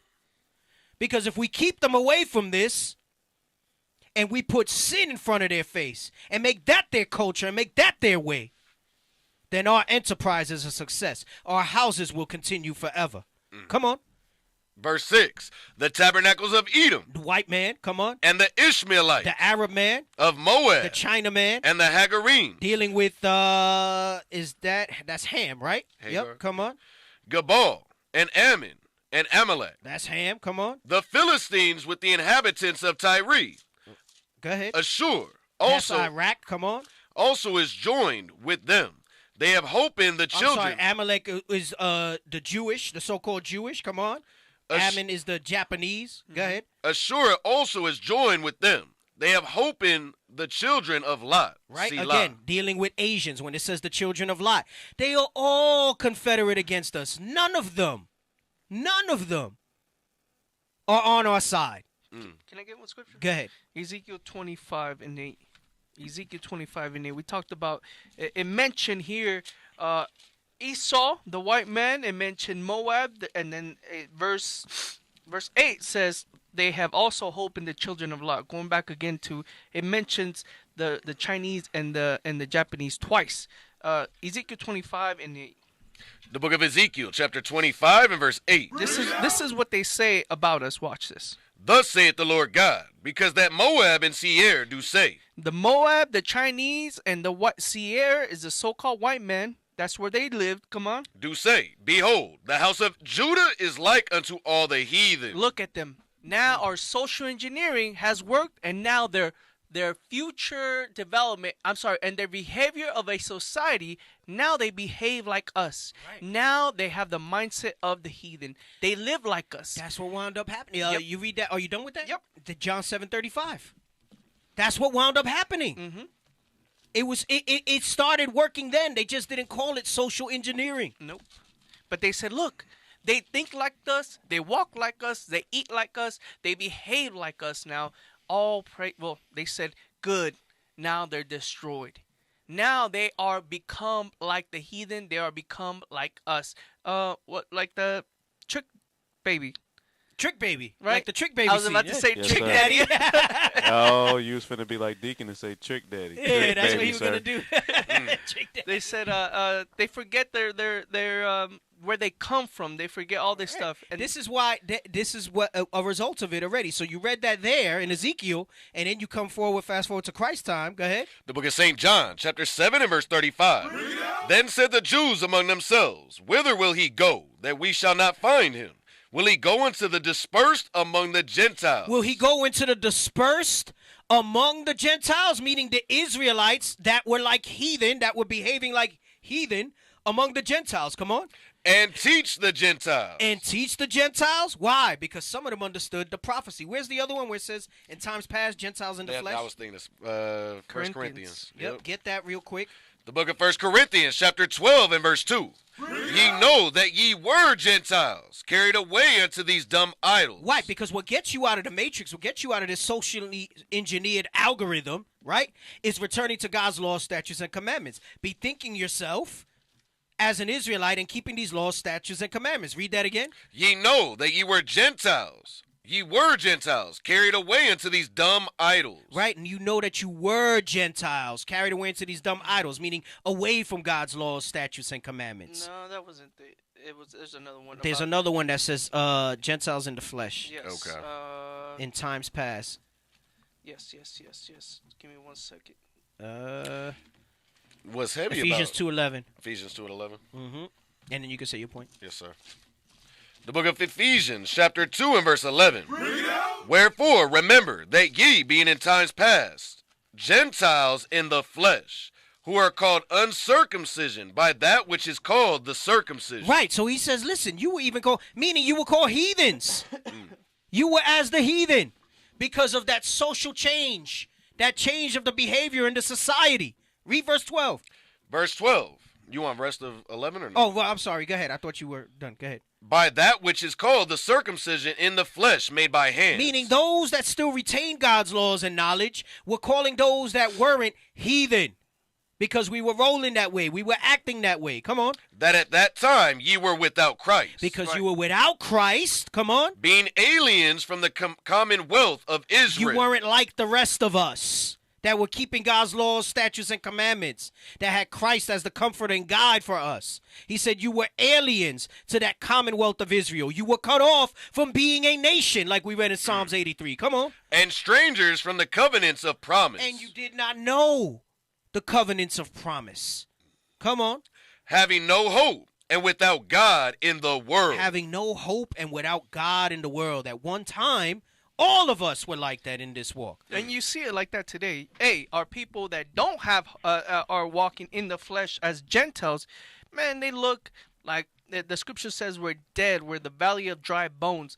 They look, and you can see that we are without hope. Mm-hmm. Until we repent, that's when we have Christ. Hey, that's why Paul says we're prisoners of hope. Yes. Right? Because we were without hope. Right? So we're prisoners of hope now because that's all we got. Right. Faith. We all we got, and this Bible's all we got. Right? So let's get to this clip. So this is the movie Ex Machina. And part of these crafty devices, like I said, I'm jumping ahead a little by showing this clip because I still haven't set the rest of the foundation about how deep this goes with the social behavior and everything. All right. But we'll probably run it back when we talk about the media. All right. Because media is part of what directs us in social behavior. All right. And social behavior falls under social engineering. All right. So there's different ways that they look at it and that they move with it. So this particular thing, this guy's character, Oscar Isaacs, is it's supposed to be like the equivalent of Google. So he was the one that founded this big search engine and everything like that. And he's talking about how he made an artificial intelligence that can persuade people to care for it. I forgot what the law is that they say. They have a scientific law that if you can start eliciting emotion towards the AI, that you feel like it's a person and stuff like that, then that means that it's like the top echelon or something. I forgot what the term is that they use. Maybe I can look it up while we play the scene. But here he's explaining what the search engines really do. And remember, movies, Hollywood knows the truth. They get this information somewhere. Right. And he talks about that thing there. Go ahead. There's the weird thing about search engines. You gotta turn it up. I'm sorry. Hold on. It's called the Turing test. Turn it all up. right. Called the Imitation Game by Alan Turing. It's a test of a machine's ability to exhibit intelligent behavior, equivalent to or indistinguishable from that of a human. Wow. So this is what they're trying to work towards, right? So. It says that if a human evaluator would judge natural language conversations between a human and a machine designed to generate human-like responses. So basically, if you'll know that it's a machine, but if the machine is good and the artificial intelligence is good, you don't care. You don't care. It'll make you. You know what's great? As you see that they push that in the movies where like you have a holographic girlfriend in the future. So you see all this stuff, and that's what they're pushing towards. Yeah. So they're working on the outward first, right? They're trying to make it realistic in the movements and the feel and everything like that. Yeah. Right? You see the robotics, the Moab and them doing that heavy. Heavy. And then the artificial intelligence piece is to plug that in there also, right? Okay, go ahead. Striking oil in a world that hadn't invented internal combustion. Too much raw material. Nobody knew what to do with it. You see, my competitors... they were fixated on sucking it up and monetizing via shopping and social media. They thought that search engines were a map of what people were thinking. Stop. So he said my competitors, they were busy like with shopping and everything else. They thought that social media, you run it back a few seconds because it was a little low. He says, was compiling what they were thinking, right? But he's letting them know that no, it's not. Basically, he was able to make an AI because of search engines, right? Because he's saying that the search engines map the brain. That's heavy. Yeah. Wow. Yep. But go ahead. Turn it up a little. Turn it up and run it back a little. You see, my competitors, They were fixated on sucking it up and monetizing via shopping and social media. They thought that search engines were a map of what people were thinking. Stop. I'm sorry. You know how they do that? You ever? I've spoken about it on the show, and like it's creepy, but I love it. But like you'll just be talking about like buying a new car, and then all of a sudden ads pop up in your thing. Yes. Right? So he's saying that's the search engines help them like formulate what you see now on these different platforms, right? So you'll be like, damn, you know what? I do need that, or you know, I didn't know I needed that, and so the advertising instead of them guessing becomes super targeted. You kind of see something like that in Minority Report when it scans the eye and it gets real personalized and shows them something. Like, you know, whatever, like scenes in the movie Minority Report, all right? But he's basically saying, so like that thing that you see when you're scrolling social media and these ads and you're like, damn, how are they so targeted and specific to me? He says that's what these people were focused on. Well, remember also, too, you did like something some time ago, a couple years ago, your cousin, Elias, he commented one time that... My brother-in-law. Brother-in-law, sorry.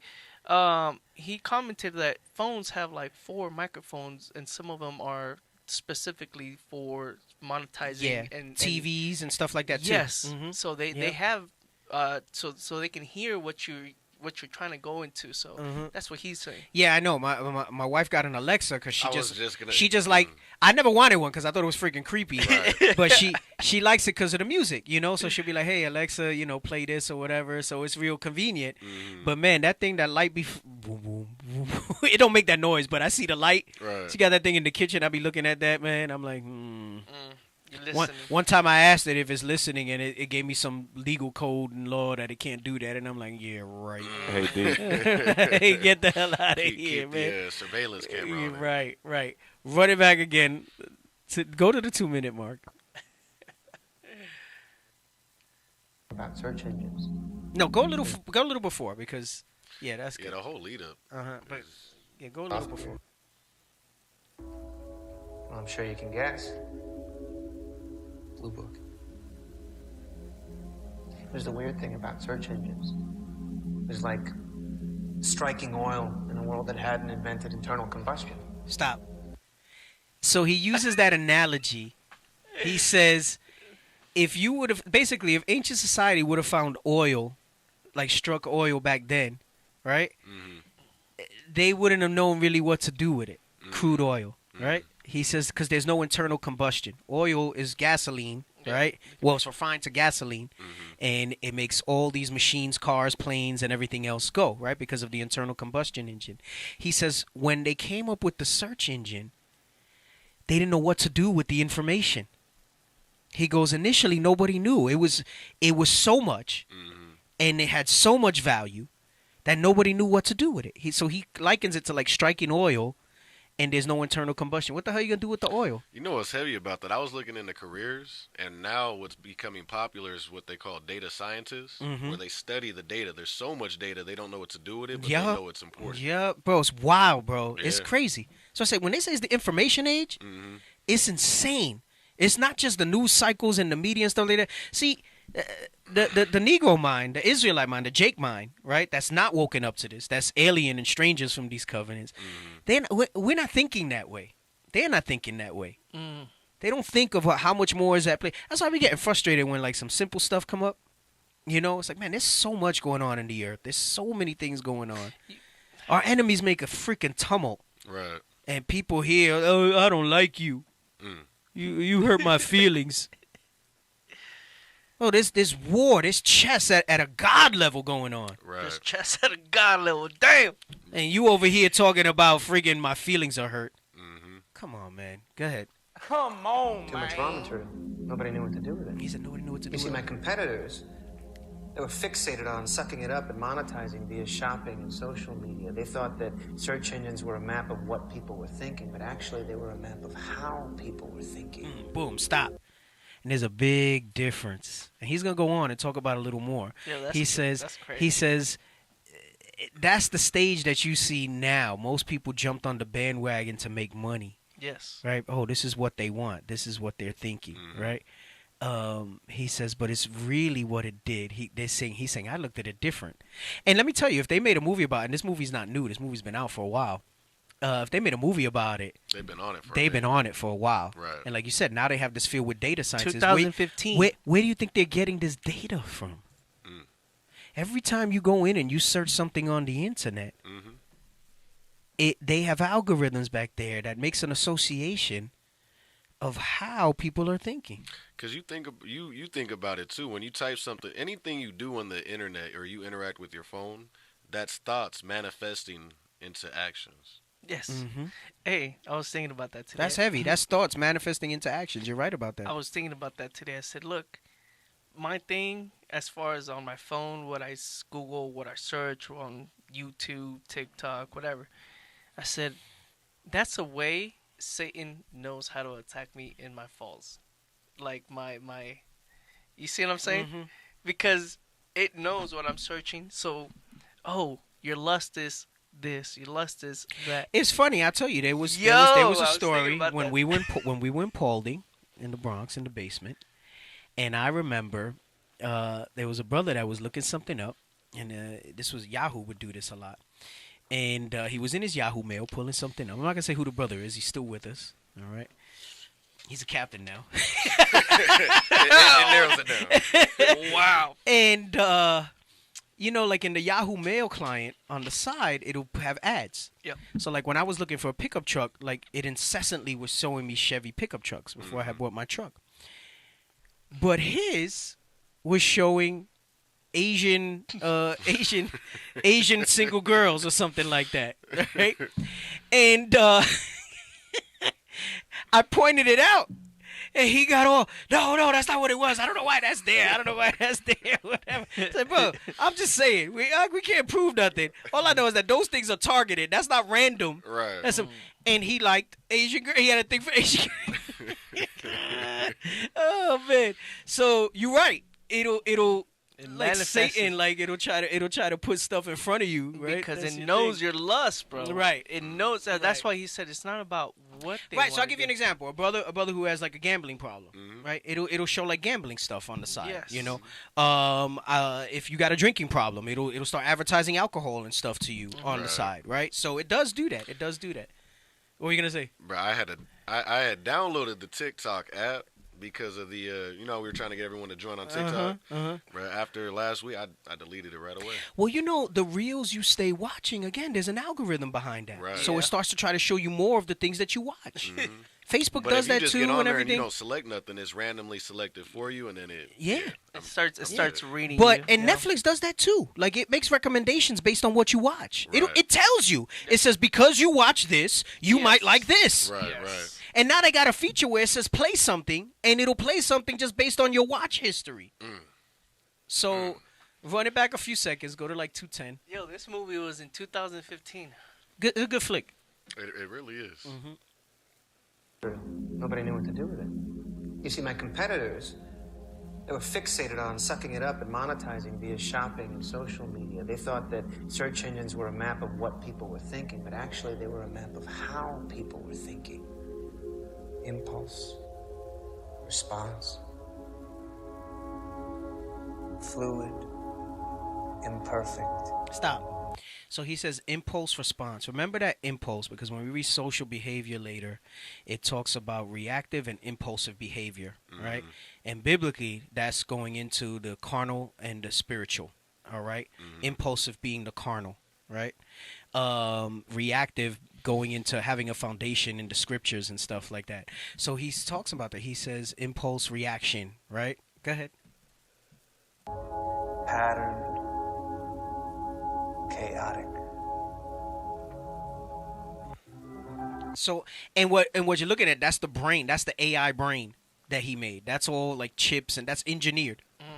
But what's in there is how people think, right? For it can make the thing. So it's a crazy flick. You got to stick with it because it's a lot of dialogue at first, but it's good actors, so it's pretty good. It's pretty good. I gotta watch it. Yo, there's a whole list of movies that I gotta catch up because you guys just bringing out stuff and I'm like, no, I haven't seen it. All right. So all that goes into social engineering. So let's go back to this with the Wikipedia definition for the social engineering. Social engineering is a top-down effort to influence particular attitudes and social behaviors on a large scale. Right, so remember, it's on a large scale that they're trying to do this. So they're going to put things in place. They're more concerned with what the consensus wants, right? Influence particular attitudes. Right, Wow. so it Now says it's attitudes. in a top-down effort to influence particular attitudes and social behaviors on a large scale. And this is primarily created to fight against the Israelites, because Judah 5 showed them an opening, right? But then they realized that they can use this to steer society wherever they want. So, when you talk about this government for the people, by the people, it really isn't set up that way. Like, I forgot exactly how the term is, but the United States is supposed to be a republic, but it's not. And because I forgot what the minor distinction was, but it's something along the lines of that a republic basically goes by like what's needed most for the people, versus what we have now with a democracy where it's basically what the majority wants gets it, not necessarily what's right. I'm butchering it a little bit, but I used to work with in an office as a hygienist with a dentist that he was very into this stuff, and we would have little discussions about this here and there. And he was Catholic, so we would have little veiled, little things going back and forth at each other. But anyway, he had mentioned it to me in that regard. And so, like, I'll give you an example of a large scale. The Sodom agenda. Right. And it seems like it came, I often talk about it, how it seems like from, one decade to the next, all of a sudden it was so accepted.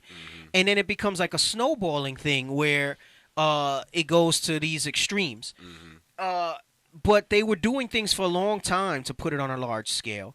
And now that it's reached its, peak, they're doing it where, because what is the significance of having a kids movie where you have, gay, transgender, bisexual, whatever, in like a kids show? Right.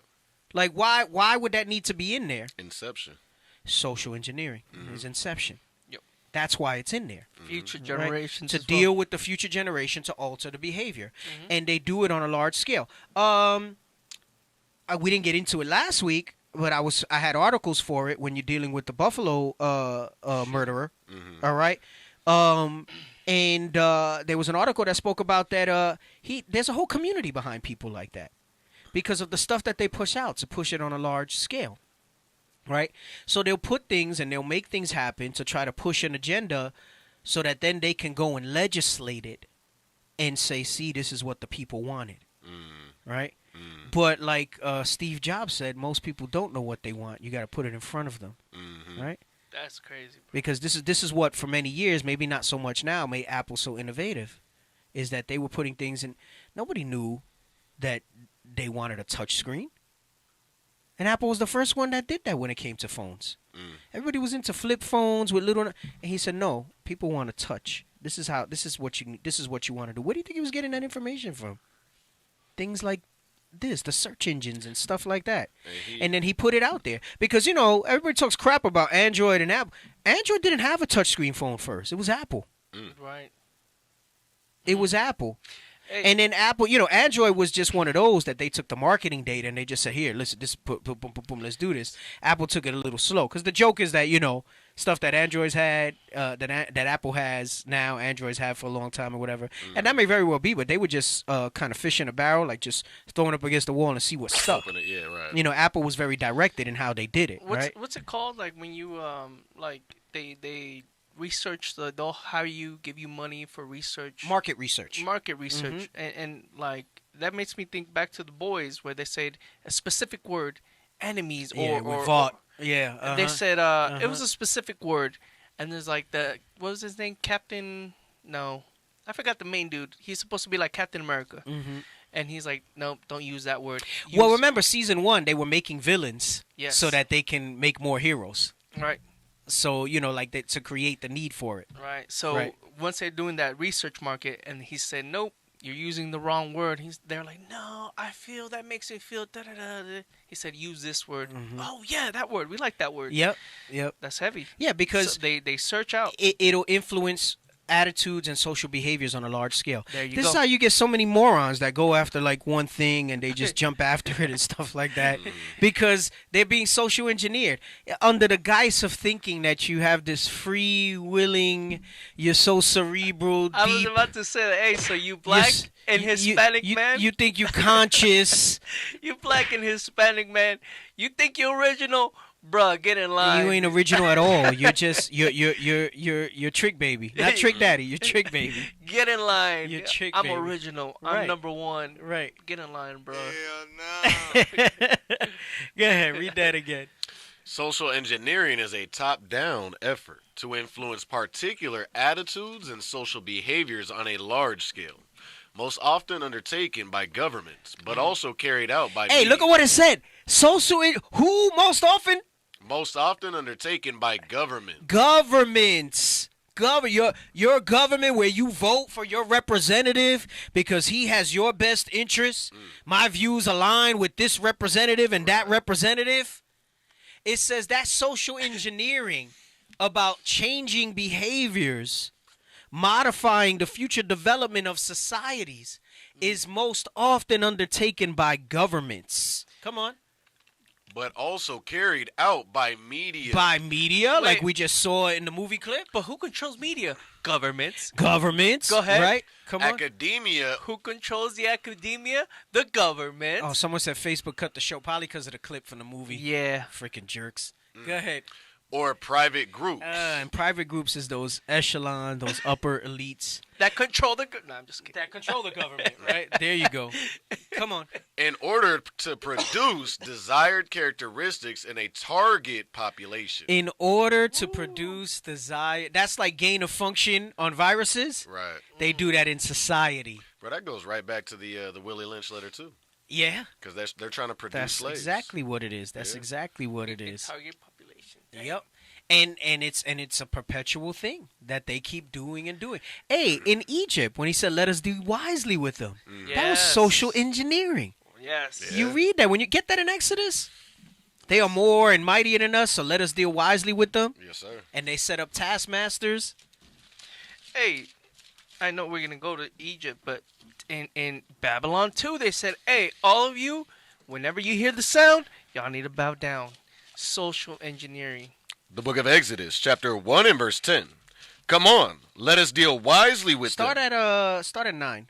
The book of Exodus, chapter 1 and verse 9. And he said unto his people, behold, the people of the children of Israel are more and mightier than we. That's always the sentiment among those heathen, like we read in Psalms 83. Yep. This is why they're confederate against us. Come on. Come on, let us deal wisely with them. Lest they multiply. Right. So remember, I gave the example opening of Gad. Right? They said, let's deal wisely with them. Right? We're gonna engineer this process whereby they'll be dependent on us, and then for that dependence, they're gonna let us educate their children. We're going to socialize them to what we need them and want them to be. That's how you do wisely with them, because that's what they're saying. Damn, they're more of us. Even if they're untrained, if we try to go to battle with them, we're outnumbered. Like, just the numbers might get us, right? So we need to deal wisely with them. He says, lest they multiply. Come on. Lest they multiply, and it come to pass that when there falleth out any war, they join also unto our enemies, and fight against us, and so get them up out of the land. Read on. Therefore they did set over them taskmasters to afflict them with their burdens, and they built for Pharaoh treasure cities, Pithom and Ramses. Right, so their version of social engineering was setting up taskmasters. And I think I brought this out before on the show. You read, I don't know if it's in Exodus 5 or it's a few chapters in, where it talks about the taskmasters were of our own people. So it again, that was a strategy of social engineering as well. So historically, social engineering has been there throughout the scriptures when it came to our people. So, but sometimes we'll think of Willie Lynch, sometimes we'll think of different things like that going on. Yep. But it really is something that's set on its axis, right?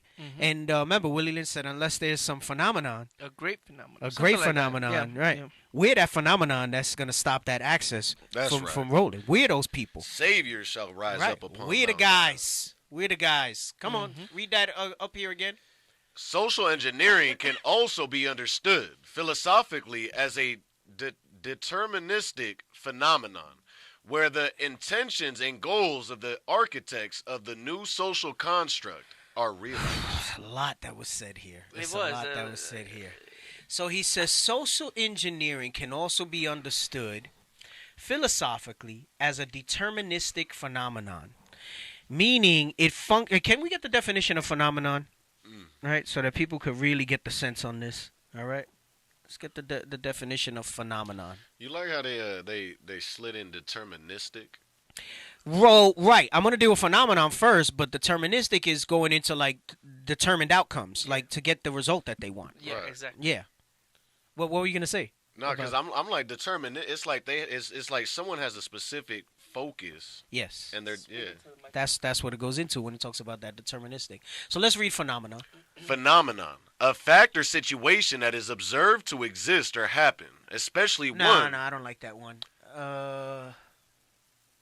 Webster. No, I don't want fact or event. Hold on.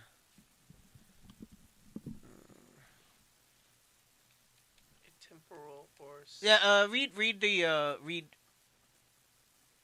Zoom in a little. You want B? 3B? Yeah, do 3B. I'll take that one.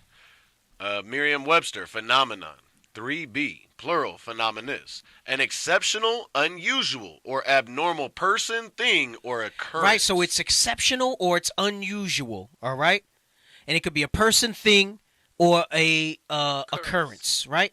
So you can say that, like you'll hear them say like, oh, this guy's a child phenom for basketball or boxing or whatever. He's a phenom, right? That means he's exceptional. He's unusual, right? Like somebody usually isn't that good, right? It isn't that profound. So now go back to where we read deterministic, and it says social engineering can also start there. Social engineering can also be understood philosophically as a deterministic phenomenon. Meaning an exceptional occurrence. A profound thing that is deterministic, that basically guides and influences on a large scale like they want. The behavior change that they're looking for. Come on. Where the intentions and goals of the architects of the new social construct are realized. And they really wound up with so much success in it, though it was there present throughout history.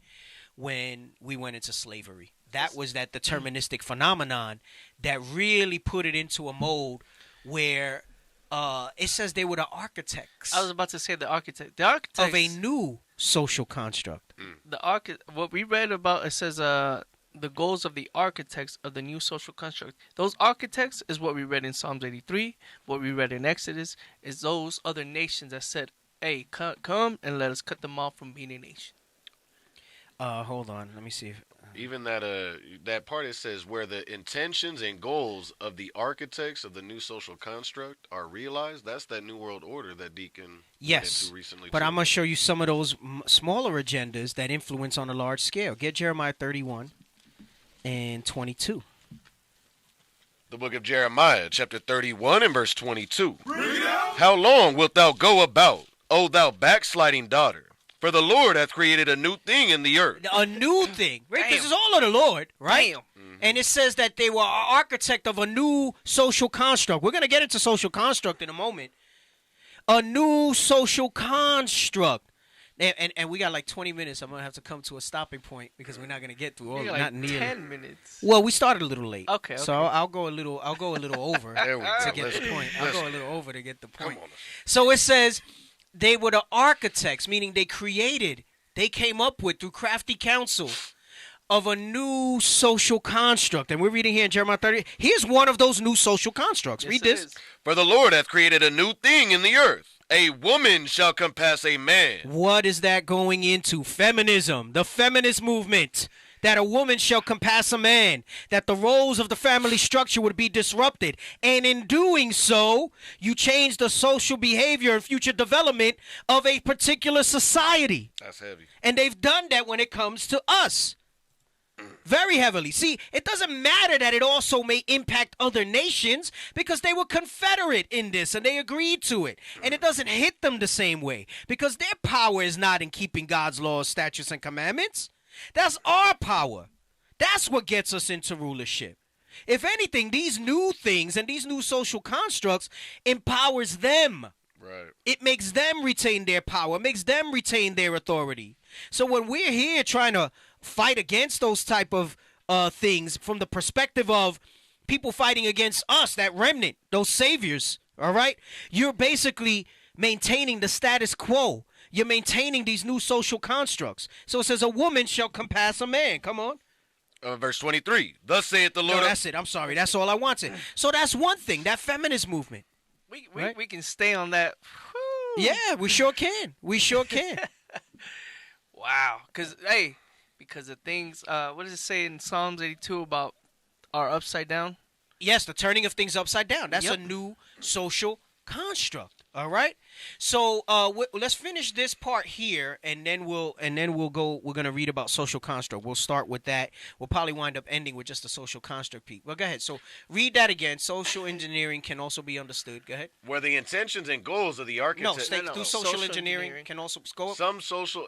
Oh, you right want there. Social engineering can also be understood philosophically as a deterministic phenomenon, where the intentions and goals of the architects of the new social construct are realized. Come on. Some social engineers use the scientific method to analyze and understand social systems in order to design the appropriate methods to achieve the desired results in the human subject. So you see, they want desired results in the human subjects. They're talking about dealing with us in this regard.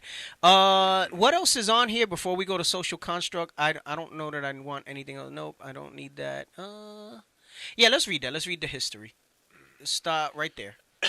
History. The Dutch industrialist J.C. van Marken introduced the term social engineers in an essay in 1894. So this is when it started to be called social engineering, all right? But the concept of it, without the name, we just saw it all the way back in the time of Egypt, right? Yep. Come on.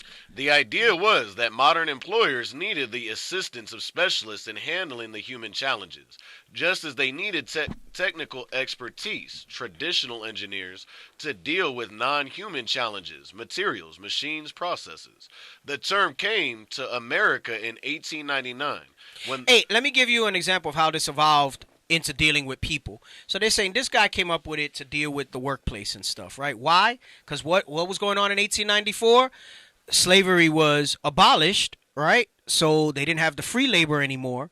So the human challenges that they're talking about is that we got to pay people now to do work, right? And we got to facilitate that. Let me give you a modern example, all right? If YouTube is buffering, I wonder if they're messing with us. Let me give you a modern example, all right, of what he's saying here.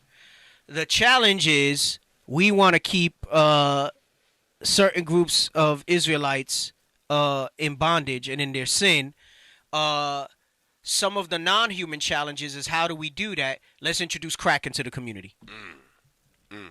And that's and crack's gonna beget all this type of behavior, and then sin's gonna add to sin. Right? And we know that that's something they did. I never got into that real deep. I think I was supposed to go into it on one show, and we had ran out of time, and I never went back to it. I was going to go into the CIA introducing crack into the communities and stuff.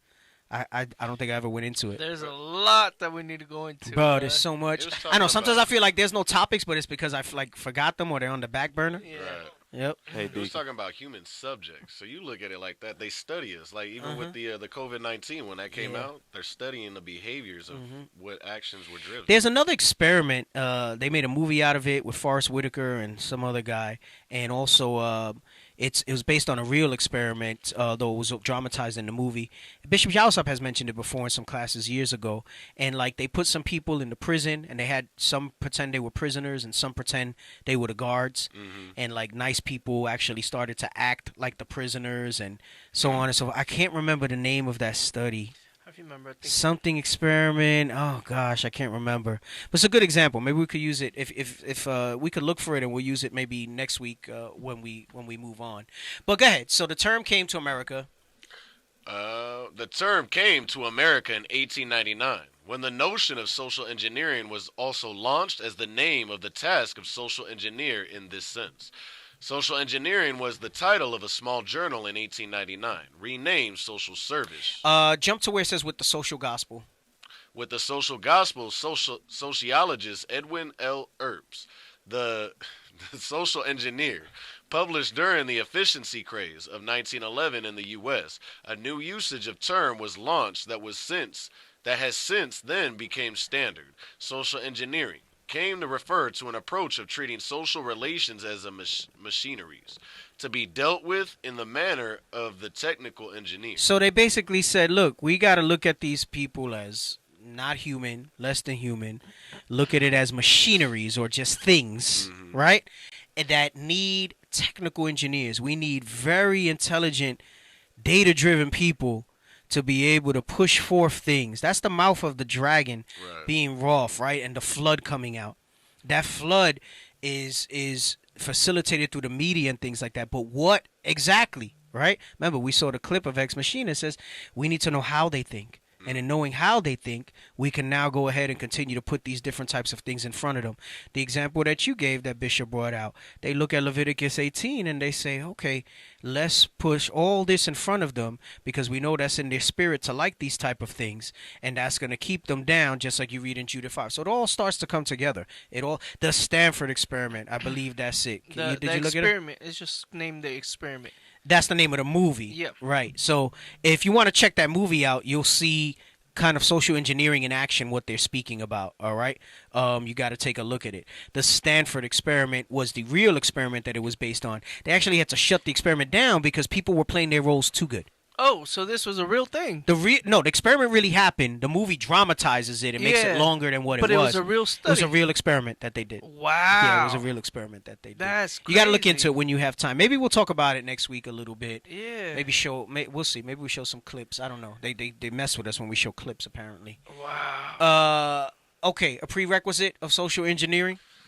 A prerequisite of social engineering is a body of reliable information about the society that is to be engineered and effective tools to carry out the engineering. Right, so you must have reliable information. You must have data.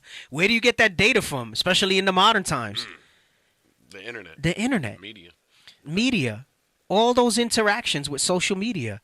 You get that data, that reliable information about the society, plus what they've already had historically, right? Observing us in slavery and all this other stuff, that is so to be engineered and effective tools to carry out the engineering. So, hey, you know what? Let's put a TikTok. Right. Let's put an Instagram. Let's do Reels. Let's do this. Let's do that. Yeah. And this is how we'll deliver the message that we want, that's going to elicit the social change that we're looking for to keep them away from God's laws, statutes, and commandments. Come on. The availability of such information has dramatically increased within the past 100 years. There we are. In slavery, it was the most impactful for us because why? We were illiterate. We couldn't read. We weren't allowed to study for ourselves. So they fed us the information. But then as society evolved and as this information came up, they said, damn, they might learn a thing or two. So we need to change the messaging that's going out because we can't stop the social media and where this stuff is going and the availability of this type of information. So let's give it to them in this form, right? So it says the availability has dramatically changed within the past 100 years. Come on. Prior to the invention of the printing press, it was difficult for groups outside of the wealthy to gain access to a reliable body of information, as the media for conveying the information was prohibitively expensive. Right, going into the, what do they say? You want to hide something from an Israelite? Put it in a book. Right. Right, come on. With the rise of the information age, information can be distributed and produced on an unprecedented scale. Similarly, digital technology has increased the variety and access of effective tools. So it became more than just reading, more than just articles and search engines. Now they put videos. Now you have these little short reels that grab the attention span. Where do you think they came up with that the video should only be this long? When they do those reels and things like that. Because of all the data, the reliable information that they collected. They accomplished a diligent search? Yes, that goes into they accomplished a diligent search. You read that real quick because that thing has a lot of levels to it. Read that real quick. So, and then we'll move to wrap up it's for like today. 60 seconds. Sometimes you're like, that's not enough. But we have managed to put out so much information or say so much things within 60 seconds that it's enough. Even though 60 seconds might not be enough. Doesn't seem enough. You No, see they what I'm knew. saying? They like knew. They knew the attention span would be this much, and this. You know what else you see that in? I used to watch that show Bar Rescue, and he would say, "Look, we need to do the menu like this because we're gonna bring this guy in, and he's gonna show that the people's eyes track this way on a menu, and this is why sometimes you'll have menus that'll have like a blowout, and then and that's where you put your most featured item or your most expensive item because it'll grab the attention of the eyes. So they'll sit there and they'll have things where they do their market research and they'll track your eye movement even on how you look at a menu. Right. And then they'll build the menu in such a manner, like this is good places that have spent the money on it. Because you go to some places and you're like, damn, the They menu do that sucks. at the grocery stores. Right. And and some places, remember, I remember in New York anyway, you would go and the menu was like pages upon pages. A lot of places you go to now, it's one thing front and back. Some places they only do one. Yep. And they keep it that way. And then it tracks a certain way, the way the eyes move, so that you can bring attention to the things that they want you to basically get. Yeah, well, they do that at the grocery stores. They do that. Hey, I think it was Deacon Athan that was saying it recently in a class. Like free will's a joke. It's a construct that doesn't exist. Right. Hey, you know they got the QR codes now too. Yeah, the QR code's Which, another means, right? So that goes into what we say. It says the variety and access of effective tools, not just tools, but they're effective tools. So I was watching how they do they do market research at the grocery stores. They do those ones at the end of the aisle. I forgot what they're called, but that's where they put their things that, hey, we want to sell as much as this as we can. Let's put them at the front of the aisles, right? And then you got because of certain people, certain height. All right, let's put the good brands right there at eye level. Then the other brands that we don't sell as much, put them lower, and then the other stuff. So it's all. That's why they got the things that you need, like milk and eggs, in the back of the store. Oh yeah, they do that too. Like the cereal aisles, the healthy stuff is like high up. The junk is low because kids' eyes are low, and that's what they're gonna look to grab and all of that stuff. So they do all they'll put those necessities in the back so that you have to walk through more of the store. Hey, there was a store I might have mentioned this before in the show. There was a store in New York called Stu Leonard's. And it's a dope store. It's like a really good store. They have like a whole farmer's market theme and everything like that. Super expensive. Really nice store though, like real quality stuff. And I remember the first time I went there, it's set up like no joke. It's not a perception. It's a maze. You know how most supermarkets is open aisles and you could jump to an aisle? Right. You have to walk the whole store. They got arrows showing you which way to walk. What's it called? Stu Leonard's. You have to walk the whole store. They're guiding you through the have buying process. here and there they have a little cutout, but it's a long way back to get back the other way. But you have to walk, and everything's lined up that you can't do no shortcuts. It's a maze. So it's like the IKEA of grocery stores. It's like, well, right. It's kind of like IKEA, but even IKEA got a little more. You can walk backwards in IKEA and go back the way you came. You're not supposed to do that in Stu Leonard's. And it's so set up that way that even the customers will police that thing and be like, yo, you walking against the flow of traffic type of thing. Yep. And they situate things and stuff like that way. Read that last sentence again. Similarly, digital technology. You want the script? Read this first, and then we'll finish with the script. Similarly. I don't see it. There it is. Similarly, digital technology has increased the variety and access of effective tools. However, it has also created questionably reliable bodies of information. Meaning, it's so much that a lot of it's bullshit, basically. Like, it's not as reliable when you go through those sources in that thing. But read what we just said about a diligent search, right? So they knew and they saw and they evolved with the mediums of what was out there for them to use in these last days. Come on. The book of Psalms, chapter 64 and verse 5. They encourage themselves in an evil matter. Right, they encourage. They're like, oh, this looks promising. We can do this. Let's do these reels. Let's do that. Hey, listen, I got this that we can do and put in front of them, right? As part of that crafty counsels. That when it says they, it's talking about all that were Confederate. Come on.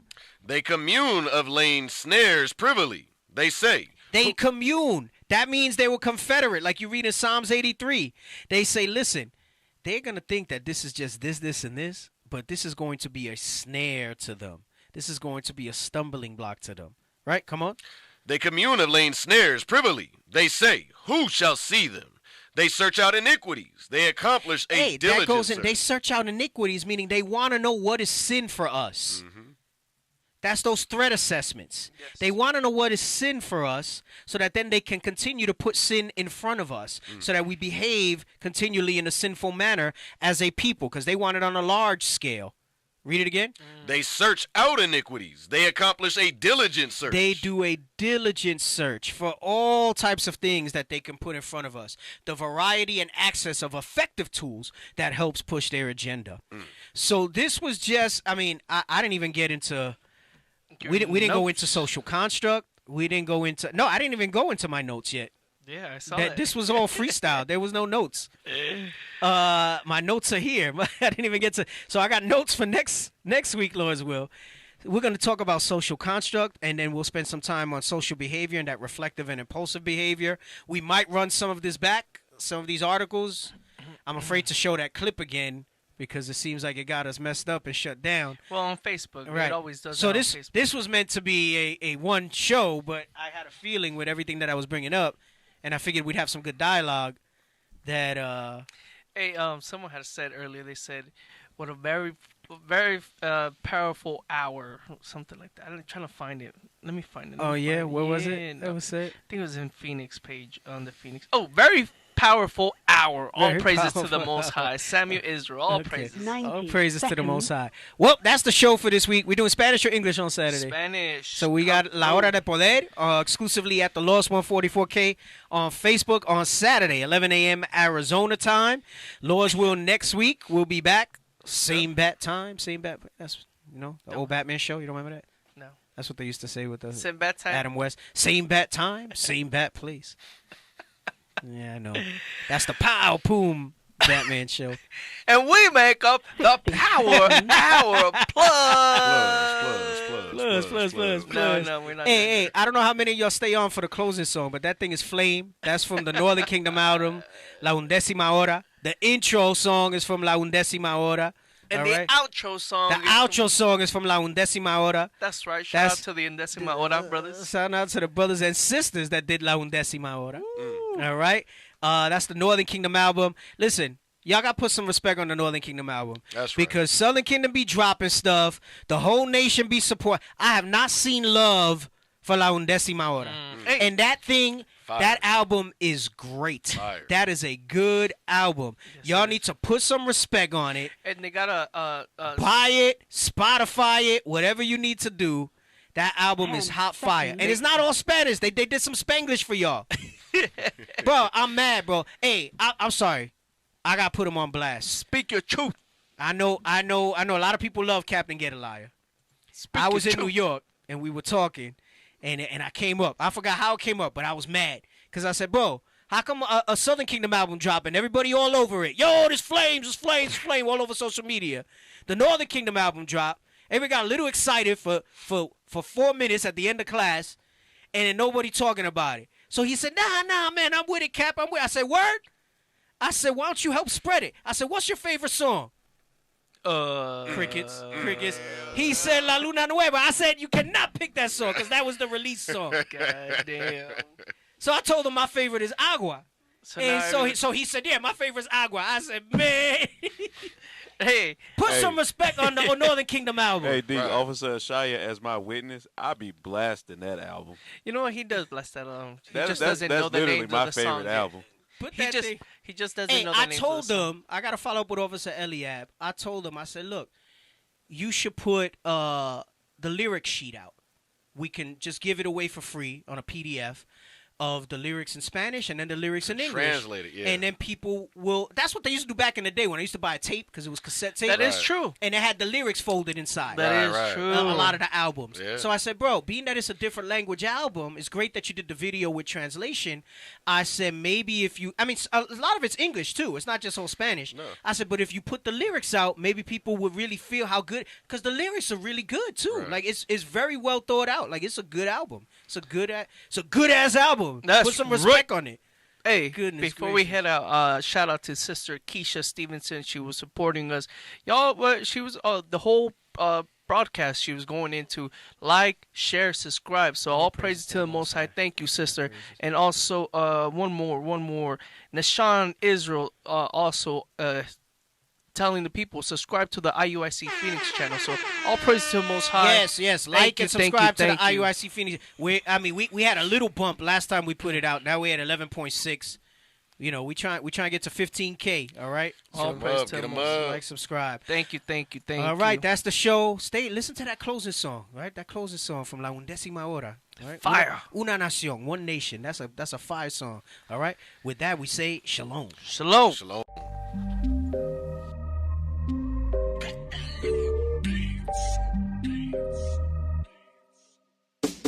This for the Southern Kingdom, Kwame Sharala. Hey, one nation, one nation. This for the Northern Kingdom, Viva la Raza. We one nation, one nation. This for the Southern Kingdom, Kwame Sharala. Hey, one nation, one nation. This for the Northern Kingdom, Viva la Raza. We one nation, one nation. It wouldn't be Israel without Mexicans. Black love, brown pride, cause we next to kin. We ain't gotta tell Esau to let's be friends, cause we above all nations and we better than them. We the salt of the earth, ayy, ayy. And we been king since birth, ayy, ayy. We put the kingdom first, ayy, ayy. And they gon' get this work, ayy, ayy. We was chosen, not cause we the most of the people. Few in numbers, but we over the people. We gods of this earth, we ain't supposed to be equal. Stop playing, you emotional people. The good gotta triumph over the evil. So my foot's on the throat of the eagle. Their tongues will confess that we the people. Cause my nation ain't never been feeble. This for the Southern Kingdom, Kwame Sharala. Hey, one nation, one nation. This for the Northern Kingdom, Viva la Raza. We one nation, one nation. This for the Southern Kingdom, Kwame Sharala. Hey, one nation, one nation. This for the Northern Kingdom, Viva la Raza. We one nation, one nation. I can't take one step without my brothers too. Vámonos muchachos, yeah, you know there's one for you. Me gusta arroz con pollo, tacos chilangos, sipping on cervezas with all mi hermanos. Judah and Ephraim, that's the two kingdoms. Now we one nation over these heathens. Royalty bloodline, we be the choice vine. Better repent for you run out of time. My father gave me salt and the light, yeah, yeah. We strong in the Lord and his might, yeah, yeah. Better be careful of fire. Change all your ways or you'll be his desire. Whoa, gotta stay away from Satan, changing my mind frame. Yeah, you know we dying daily, turning it up on a feast day. Put this on replay, no longer divided cause we all one nation. This for the Southern Kingdom, Kwame Sharala. Hey, one nation, one nation. This for the Northern Kingdom, Viva la Raza. We one nation, one nation. This for the Southern Kingdom, Kwame Sharala. Hey, one nation, one nation. This for the Northern Kingdom, Viva la Raza.